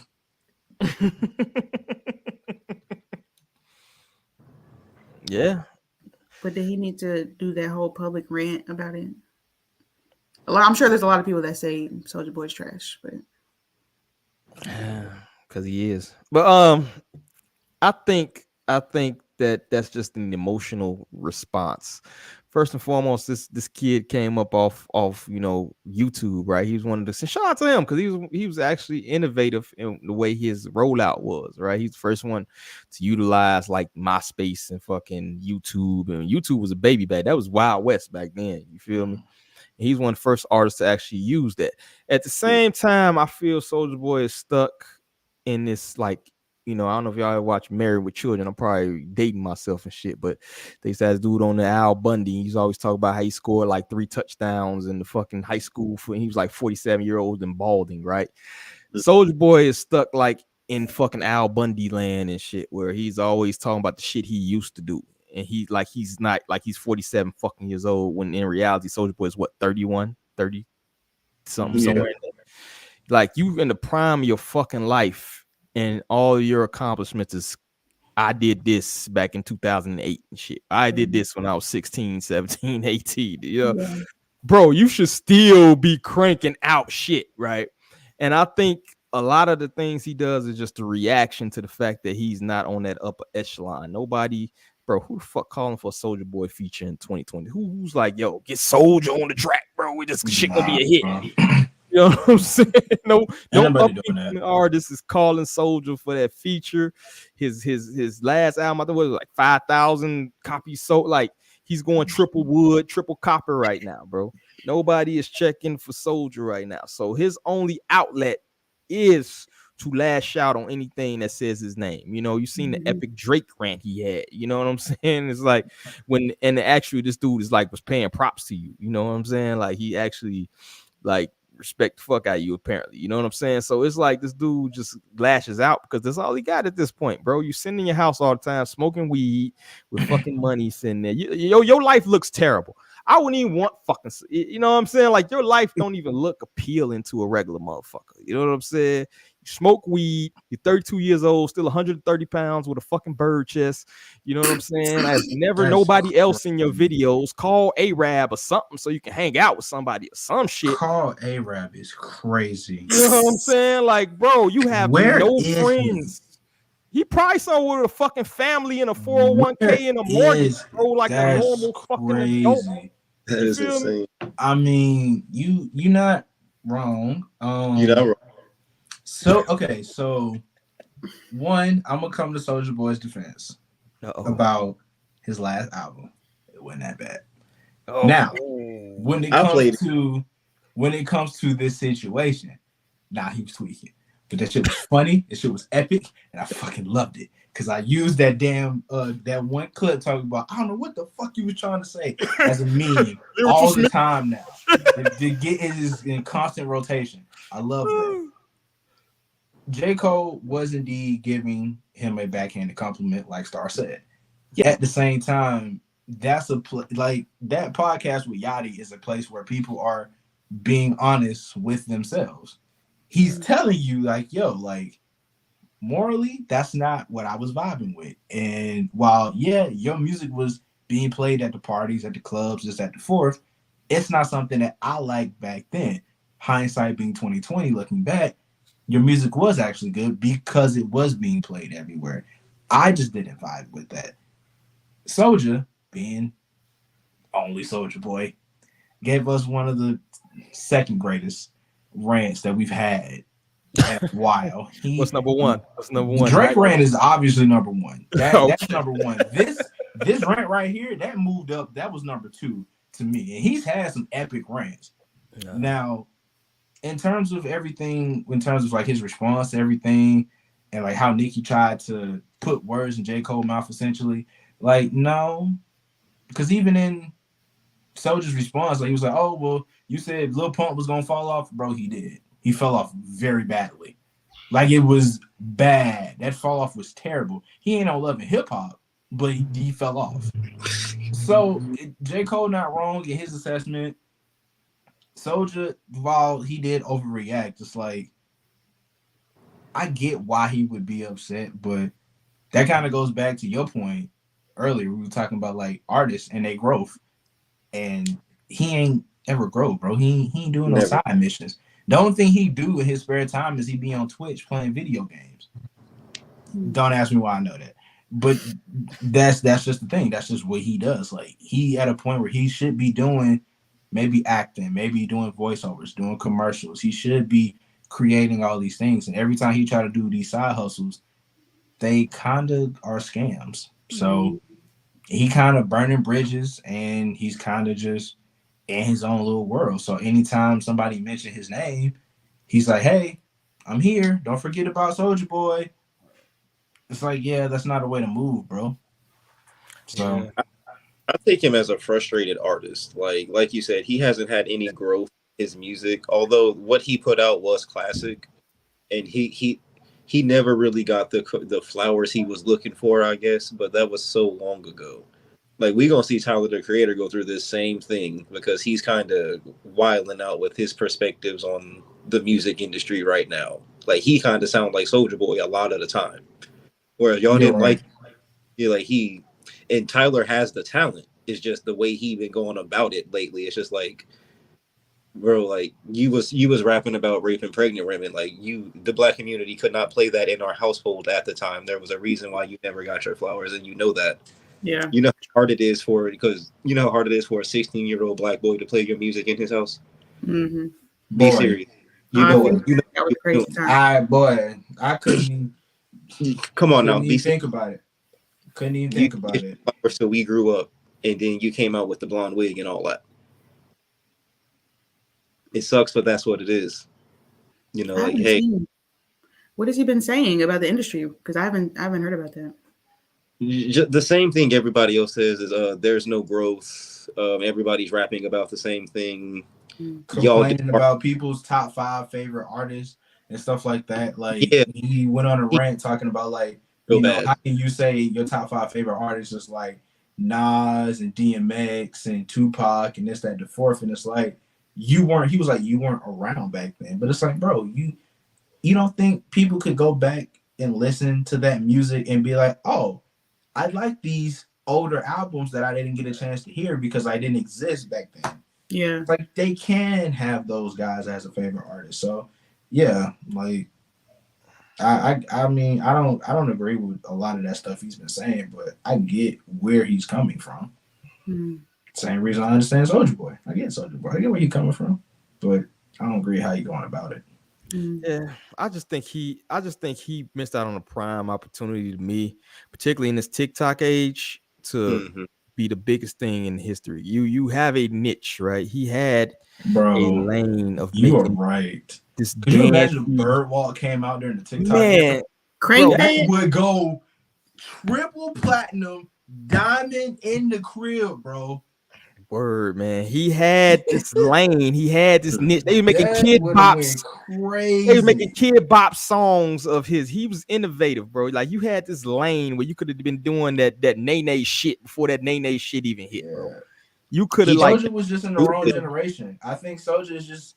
I think he tried to be a gangster, bro. I think he got It didn't work enamored. out. It didn't work, but I'm saying Let's his get older high school, music. never grew I into think that. when he first debuted, like as a rapper, like I truly believe like he was right on time for his generation, but also he was very much ahead of his time.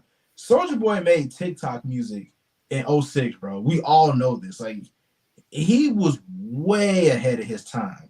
Had Soulja Boy came out right around now, people will be calling him an industry plant, but let's be 100%, let's be real. Soulja Boy probably be one of the biggest rap artists in the world right now. He still can't. That's my point, bro. It's too late, bro. That shit could have been. bro. I mean, it's too late now, but he had that lane, bro. He had the lane, but at It's that a point, brand. social media wasn't what it was back then. Like people weren't using it to forward a music career. Well, he Like, could have been people the first. He could have been one of those Twitter innovative. Look at the people who's first on Twitter in 2009 or 10 or whatever, right? You right. He could have did all that. He could have been the first person to do all that shit, bro. But he wanted to smoke weed with Chief Keef and them and shit and try to be a gangster from Chicago or Atlanta. Where the fuck? You from Mississippi, dog. You know what I mean? Like, I literally was in Mississippi when Crank That dropped. And the dude, the DJ was like, yo, we got a Mississippi artist who dropped a song. I heard that shit before it even got big, bro. Like, you ain't from fucking Atlanta, bro. What's that song? You know what I'm saying? What's that song that chick say? Ain't from Atlanta. You know, College Park, ain't Atlanta. I was talking about Omarosa the Great. Yeah. Soulja Boy, you ain't Atlanta.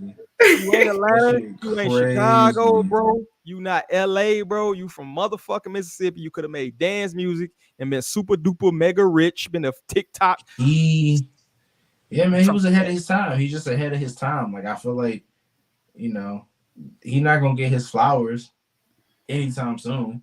He'll reject his flowers. He don't want his flowers. He's an idiot, though. But he's being an idiot. Like, he never get his flowers because people don't want to give him that recognition. Like, realistically, when people talk about Soulja Boy music, they playing his first 2 albums, front to back, no skips. After that, we're done. Like, they're not playing anything else from him. Nobody cares.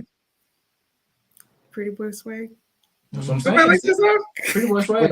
Swag on. That's when Diamond in the crib, bro. Like, yeah, he had some shit. Soulja Boy had some shit, bro. Soulja Boy got hit. Soulja Boy, as a producer, could have went somewhere too. He can produce his ass off. Didn't know that. He's got a few tracks on like Lil Wayne's mixtapes and stuff where he has a very prominent, like, okay, that's a Soulja Boy beat. Like, Soulja Boy is a better producer than he is a rapper. He never invested time in himself. Yeah, he needs to do something outside of being the cool high school nigga that never left high school. I know some cats in real life. Look here, bro. If Young Berg can rebrand, bro, Soulja Boy can rebrand. Young Berg rebrand is terrible. Hitmaker is an awful producer.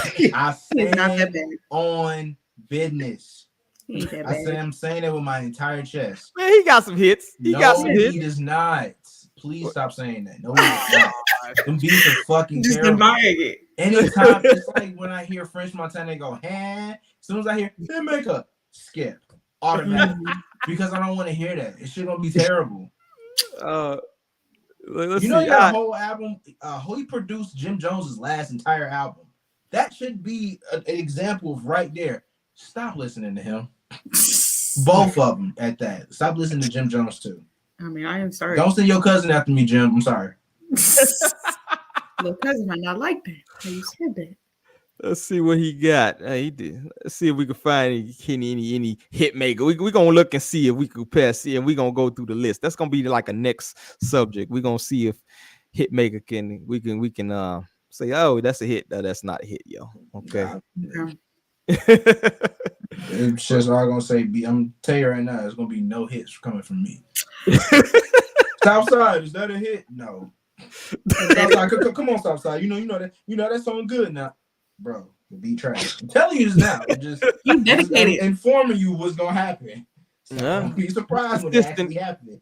Coi Leray and Hitmaker. Let me write that down as subject never to bring up. I will formally put in my 2 weeks. Don't play with me. I will formally put in my fucking 2 weeks. Fucking Coi Leray. Hey, you can't put in your 2 weeks because we don't pay you. All right. Hey, you know what? That's crazy. I don't pay myself. Coi Leray and Hitmaker making a song. That shit would turn me into Rod Wave. I'd be depressed and sad. That'll be like your kryptonite. That'll be your kryptonite, right? That's crazy.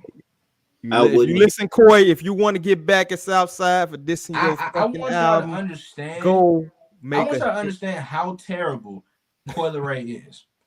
Because I listened to Lola Brooks' album, which was actually pretty good, by the way, when it didn't have features. And Coi Leray had one feature on that album. And I'm going to tell you one lyric that she said. And it pissed me off so bad, it made me damn near throw my phone. I got to feel this. She said, bubble gum in a dish.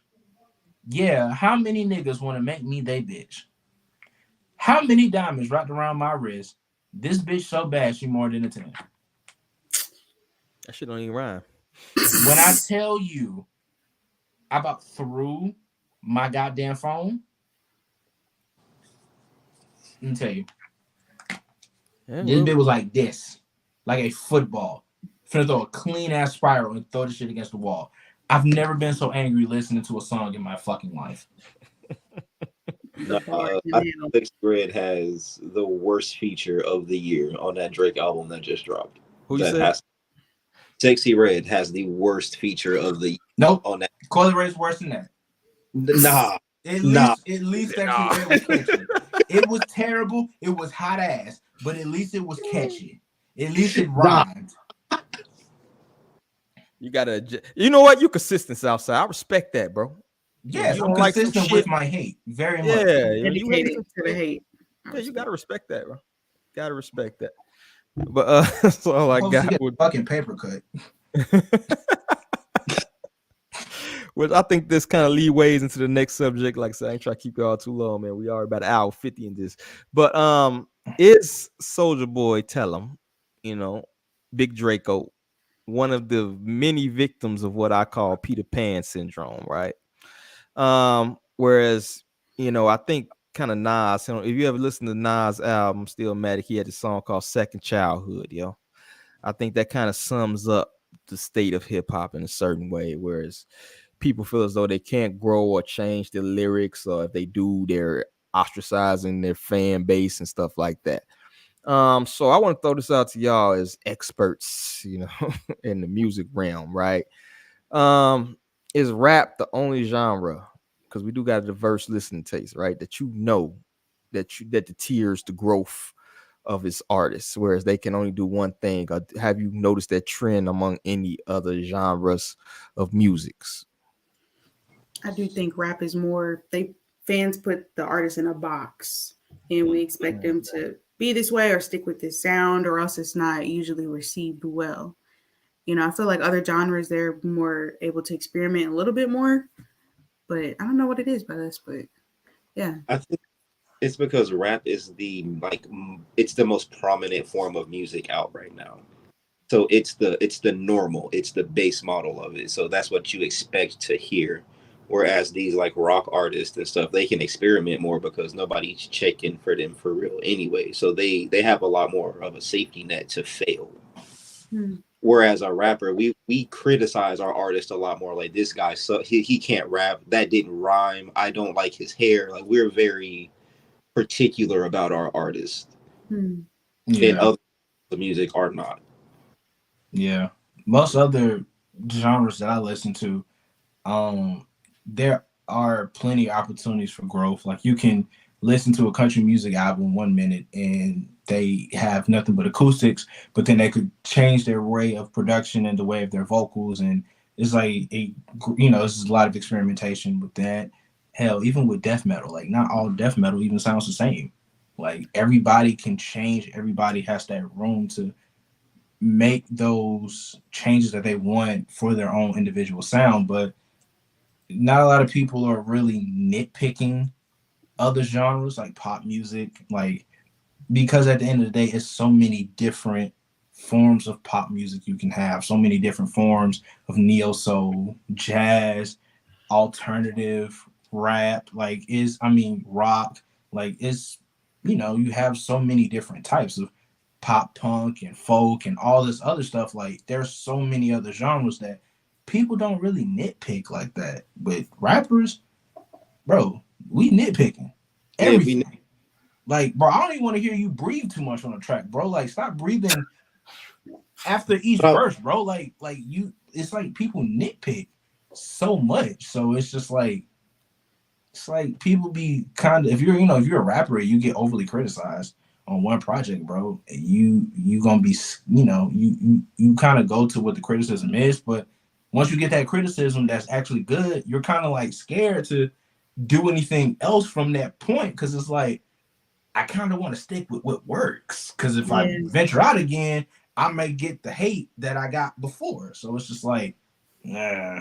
Exactly. And I want to piggyback off your point, because I feel like you said rappers are nitpicked a lot and we're very nitpicky about them, but I feel like Black people and Black community, we're nitpicked the most. Absolutely. We nitpick each other the most. So I think that's probably too why we are so harsh on these people. You're definitely right. Like, crabs in the bucket. I mean, I ain't gonna hold you. I'm a person. I'm guilty. I'm very nitpicky. But that's just how I have to do reviews.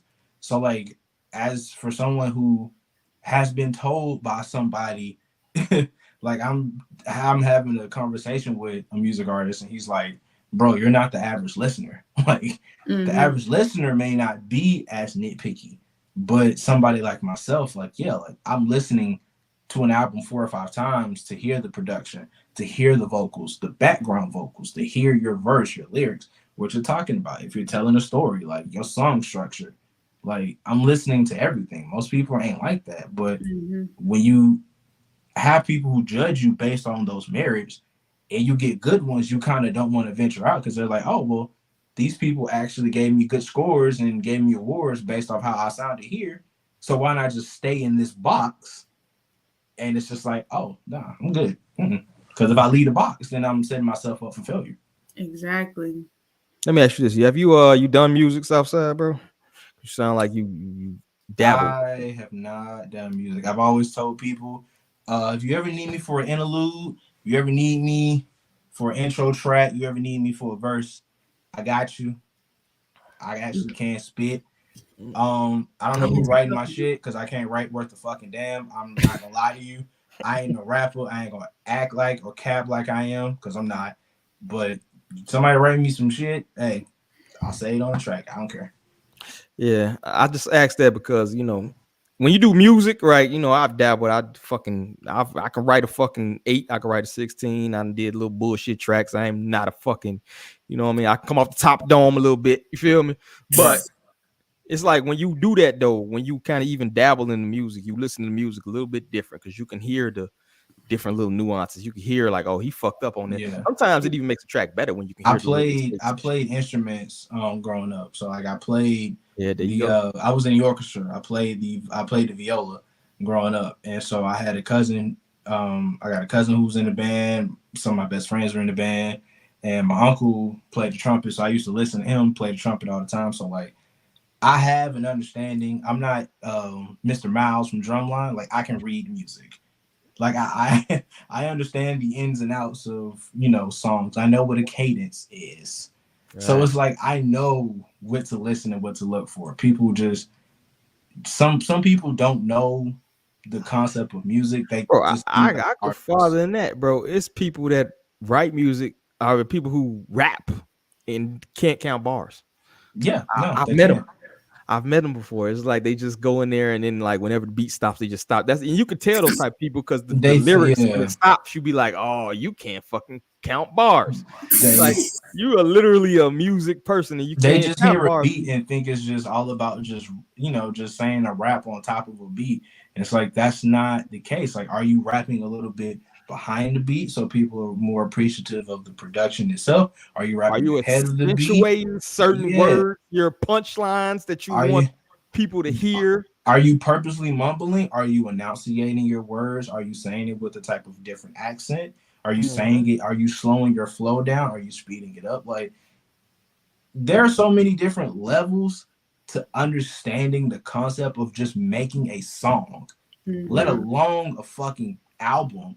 That, again, that goes into the whole concept of growth. Like, once you find what works, nobody's really trying to expand on that. Nobody's trying to leave that box, because it's like, it's so much that goes into it in the rap game. Just that alone would prevent anybody from wanting to venture out. Whereas when you are in a punk band, you can experiment with different drum solos, different guitar solos. You can say, oh, you know what? Let's just have some acoustics while I yell and scream in the background.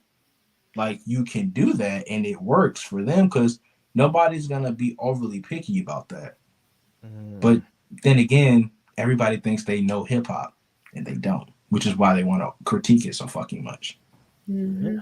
You spoke on something interesting too, as far as the experimentation, where it's not so much accepted in other, well, in hip hop in general. Like, if you take Lil Wayne, right? He did the Rebirth album, right, which is essentially a rock album.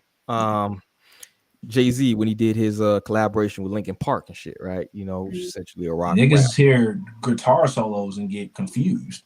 Yeah, like, yeah. We've been playing video games that's had rock and roll songs on it since the early 2000s, bro. Like, everything, every time somebody incorporates a different level of, you know, a different type of genre within their rap or slash, you know, hip hop song, it's like people kind of be so quick to be turned off by it rather than embracing what it is. Because if you had never heard of Linkin Park before, but you heard of Jay-Z, wouldn't one venture out to listen to Linkin Park if Jay-Z was featured with them on a song? That would make me want to go, okay, who is Linkin Park? What they got going on? Oh, this is rock and roll. Oh, okay. Are there other people? Like, that's how people are supposed to approach music, but they don't. They just have this one-track mindset of, I just like hip-hop. I like rap music. I'm going to stay here. I don't really like this. Right. Yeah. But if you look, though, kind of everything is almost, when you get to this pop level, things kind of come to a head, right? You have these collaborations that happen, or even like a Gym Class Heroes, which that wasn't like, it's not hip hop, it's not pop, you know, it's not rock, it's a hybrid type of deal. I can see that we're kind of, even if you take modern hip hop, if you go to a classic list, a boom bap type of motherfucker, they ain't trying to hear this shit. You listen to this singy songy shit, right? It's melodic. They don't, you know, it's like, I want to hear, like, you know, a hipper to the hopper to the hipper to the hopper type of shit, right? That's totally different than what you're dealing with right now. So I will say that the genre in itself is advancing. I don't know if that's for better or for worse, right? But, you know, is that still considered pure hip hop in this form? Is hip hop advancing, right? Is that really hip hop? What can it be considered, right? If you played the shit they played now in fucking 1996, do you think they would consider that hip hop? If you played some Rod Wave in 1996, they'll consider it bullshit is what they would. And to be honest, they would, because just like how, you know, Star was saying, like, niggas be overly critical to niggas, bro. Like, they do. Like, we harsh. We harsh, bro. And one thing about black people, niggas don't humble you. You literally said, you know, we got people who are out here just making music, making anything. They don't know how to write it. They don't know how to write a 16. And it's like, that's crazy. Because if, you know, you in that situation, you gonna humble a nigga. You not, why the fuck can you a rapper, you can't write a 16? You don't know how to get that system out of you? Like, so I seen cats get pulled off of songs, bro. They're like, that. You can't say no bullshit back in the day. Like, you send me some shit. You have been in the room. I've been in the room with cats where, you know, before you record the song, everybody spit their bars, right? And if you've been in the room with somebody and you heard their bars and then you look at their bars and you be like, shit, give me 5 minutes, bro. I got to rewrite my shit because this dude spit. You know what I'm saying? It's almost like we're losing that. That was hip hop to me. That competition. We got away from that, bro. We got so far away from that.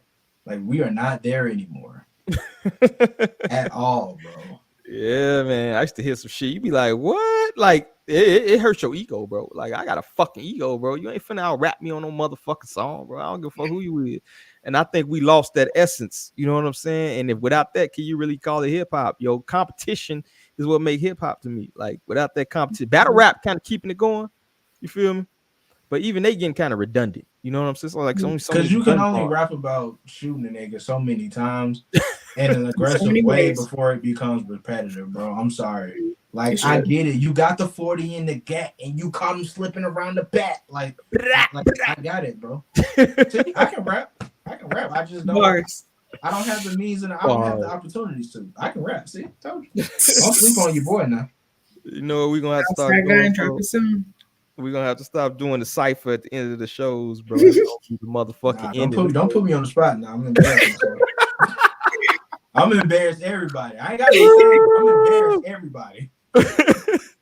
That's gonna be the new shit. We gonna fucking cipher out Cam on this bitch. Come on, Cam. But let's go ahead and roll to our last segment, man. I'm gonna ask y'all, what are you listening to right now? What you got going on? What is in that Spotify playlist, that Pandora list, that fucking Pandora? What the fuck else? What you listening to right now? What you got? So for me, I got Stankonia by Outkast. Been listening to that. The Night Shift, Larry June and Cardo, they just dropped. Melt My Eyes, See Your Future, Denzel Curry. That one's dope. 10 out of 10. Mm-hmm. Gold by Cleo Soul. Gumbo by Young Nudy.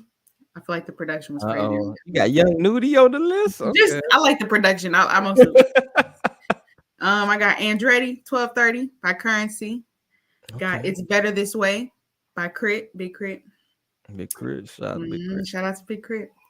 I got Control System by Absol. What's the 411? Mary J. I got Boo Boo by Toro y Moi. Okay. Then I got Red Light District by Luda. Okay. Classic. Yeah. Mm-hmm. Blueberry Yum Yum. Is that the joint? The potion. What you got, Southside? What you listen to, bro? So I've been listening to a few things. Got a single by the homie, Sade Black. Up Like Insomniac, check that out. We did post that on the page. In terms of reviews, I got one for Dolores Sun by Sunny Digital. I have one by Larry June, The Night Shift. Love that album. It's not my favorite. It is top 10 though, but I love it. Dennis Daughter by Lola Brooke. I don't know why I did this to myself, but I actually did listen to that new Jeezy album. I did too, man. That was a fucking chore. It was a double album, bro. It was 20. It wasn't. I thought it was one. No, bro. It's a double album. It's 29 songs. It's like almost 2 hours long. Oh my gosh. Yeah. I got 15 songs. I might forgive, but I don't forget. Double exactly. Album. You got through the first 14. I only got through one. Yeah. That second half of the album ain't no better, brother. I'm sorry. In terms of what I'm listening to outside reviews in my everyday, I'm listening to a little bit of some Jaden Smith, listening to some Eris. Definitely listening to this rapper is Real Raw by Jaleel. He's very crazy. All he does is backflips. I seen him, the swole dude. Yeah. He go crazy, bro. Some Barmelo Anthony by Zan Man, because you know Zan Man that nigga. Also listening to some famous Dex. As of late, got to get my ignorance going with Dexter the Robot. Definitely got to get some of that. Got my K-pop going with There and Back Again by Eric Nam. And I think the last thing I've been listening to was F65 by IDK. I fuck with that album. That was really good. That's not bad, yo. Not a bad list. Salute to that list. I'm not mad at that at all, bro. Shit, what the fuck I've been going through that Magic 3, that Nas joint. I ain't finished it yet. Gucci, Lil Wayne, Bullet Wound. So I don't know why. I gotta get through Jeezy. I might forgive. I got to forget. Yeah, I'm not impressed. I actually went old school, man. I had some Spice One turn up on my fucking playlist, yo. Trigger You don't know got about some Spice One. Yeah. Trigger got so hot, my shit. Actually, some of the old Wayne mixtapes I've been going through. I just got through listening to World of Fantasy before I came on this bitch right now. Salute to that dude Question. I don't know why the hell he ain't blow up. Got Big X the plug on here. He been getting Big X been making his way into my fucking rotation. That Heavy, man tough, man. Heavy, bro. That man tough. I got some Buck that found his way back into my rotation. So I've been listening to his first album. Who else I got on here? That's about it. I went old school. Strawberry number 20. The Brothers Johnson. If y'all ain't on that, it's the best song, one of the top 5 songs ever created, bro. Yeah, that's about it, man. I got get my ignorance on. I got some Future in here, bro. I got the Hendrix album got played lately, so shout out to Future, man. Shy Glizzy actually found his way back on my plays with that funeral shit. I point that shit. Soul to Soul, Back to Life. How the fuck that end up on? That's crazy. That's crazy. Young Scooter found his way back on my list. He definitely just dropped the album. I think I reviewed it. I fucks with Young Scooter, bro. I love Young Scooter, bro. That's the South Side, man, through and through. Yeah, I fucks with Young Scooter. That's about it, though. And your favorite Pusha T, that dime bag of coke since '94. The poster boy for the Peter Pan syndrome. Shout out to Pusha. That's about it. We had a couple people drop out, but man, salute to Hotep popped in, man. Salute to Trey, who's having technical difficulties. We gonna fucking get that my man some internet going on. We get you some T-Mobile or some shit, brother. We got you, I promise you.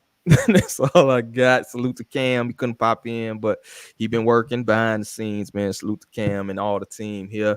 So I'm gonna toss to y'all who here, man. If y'all got something y'all want to promote, anything y'all got going on, anything y'all want to shout out, I don't care what it is, who it is. This y'all minute though, man. Star, what you got? Thanks everybody for listening and joining us today.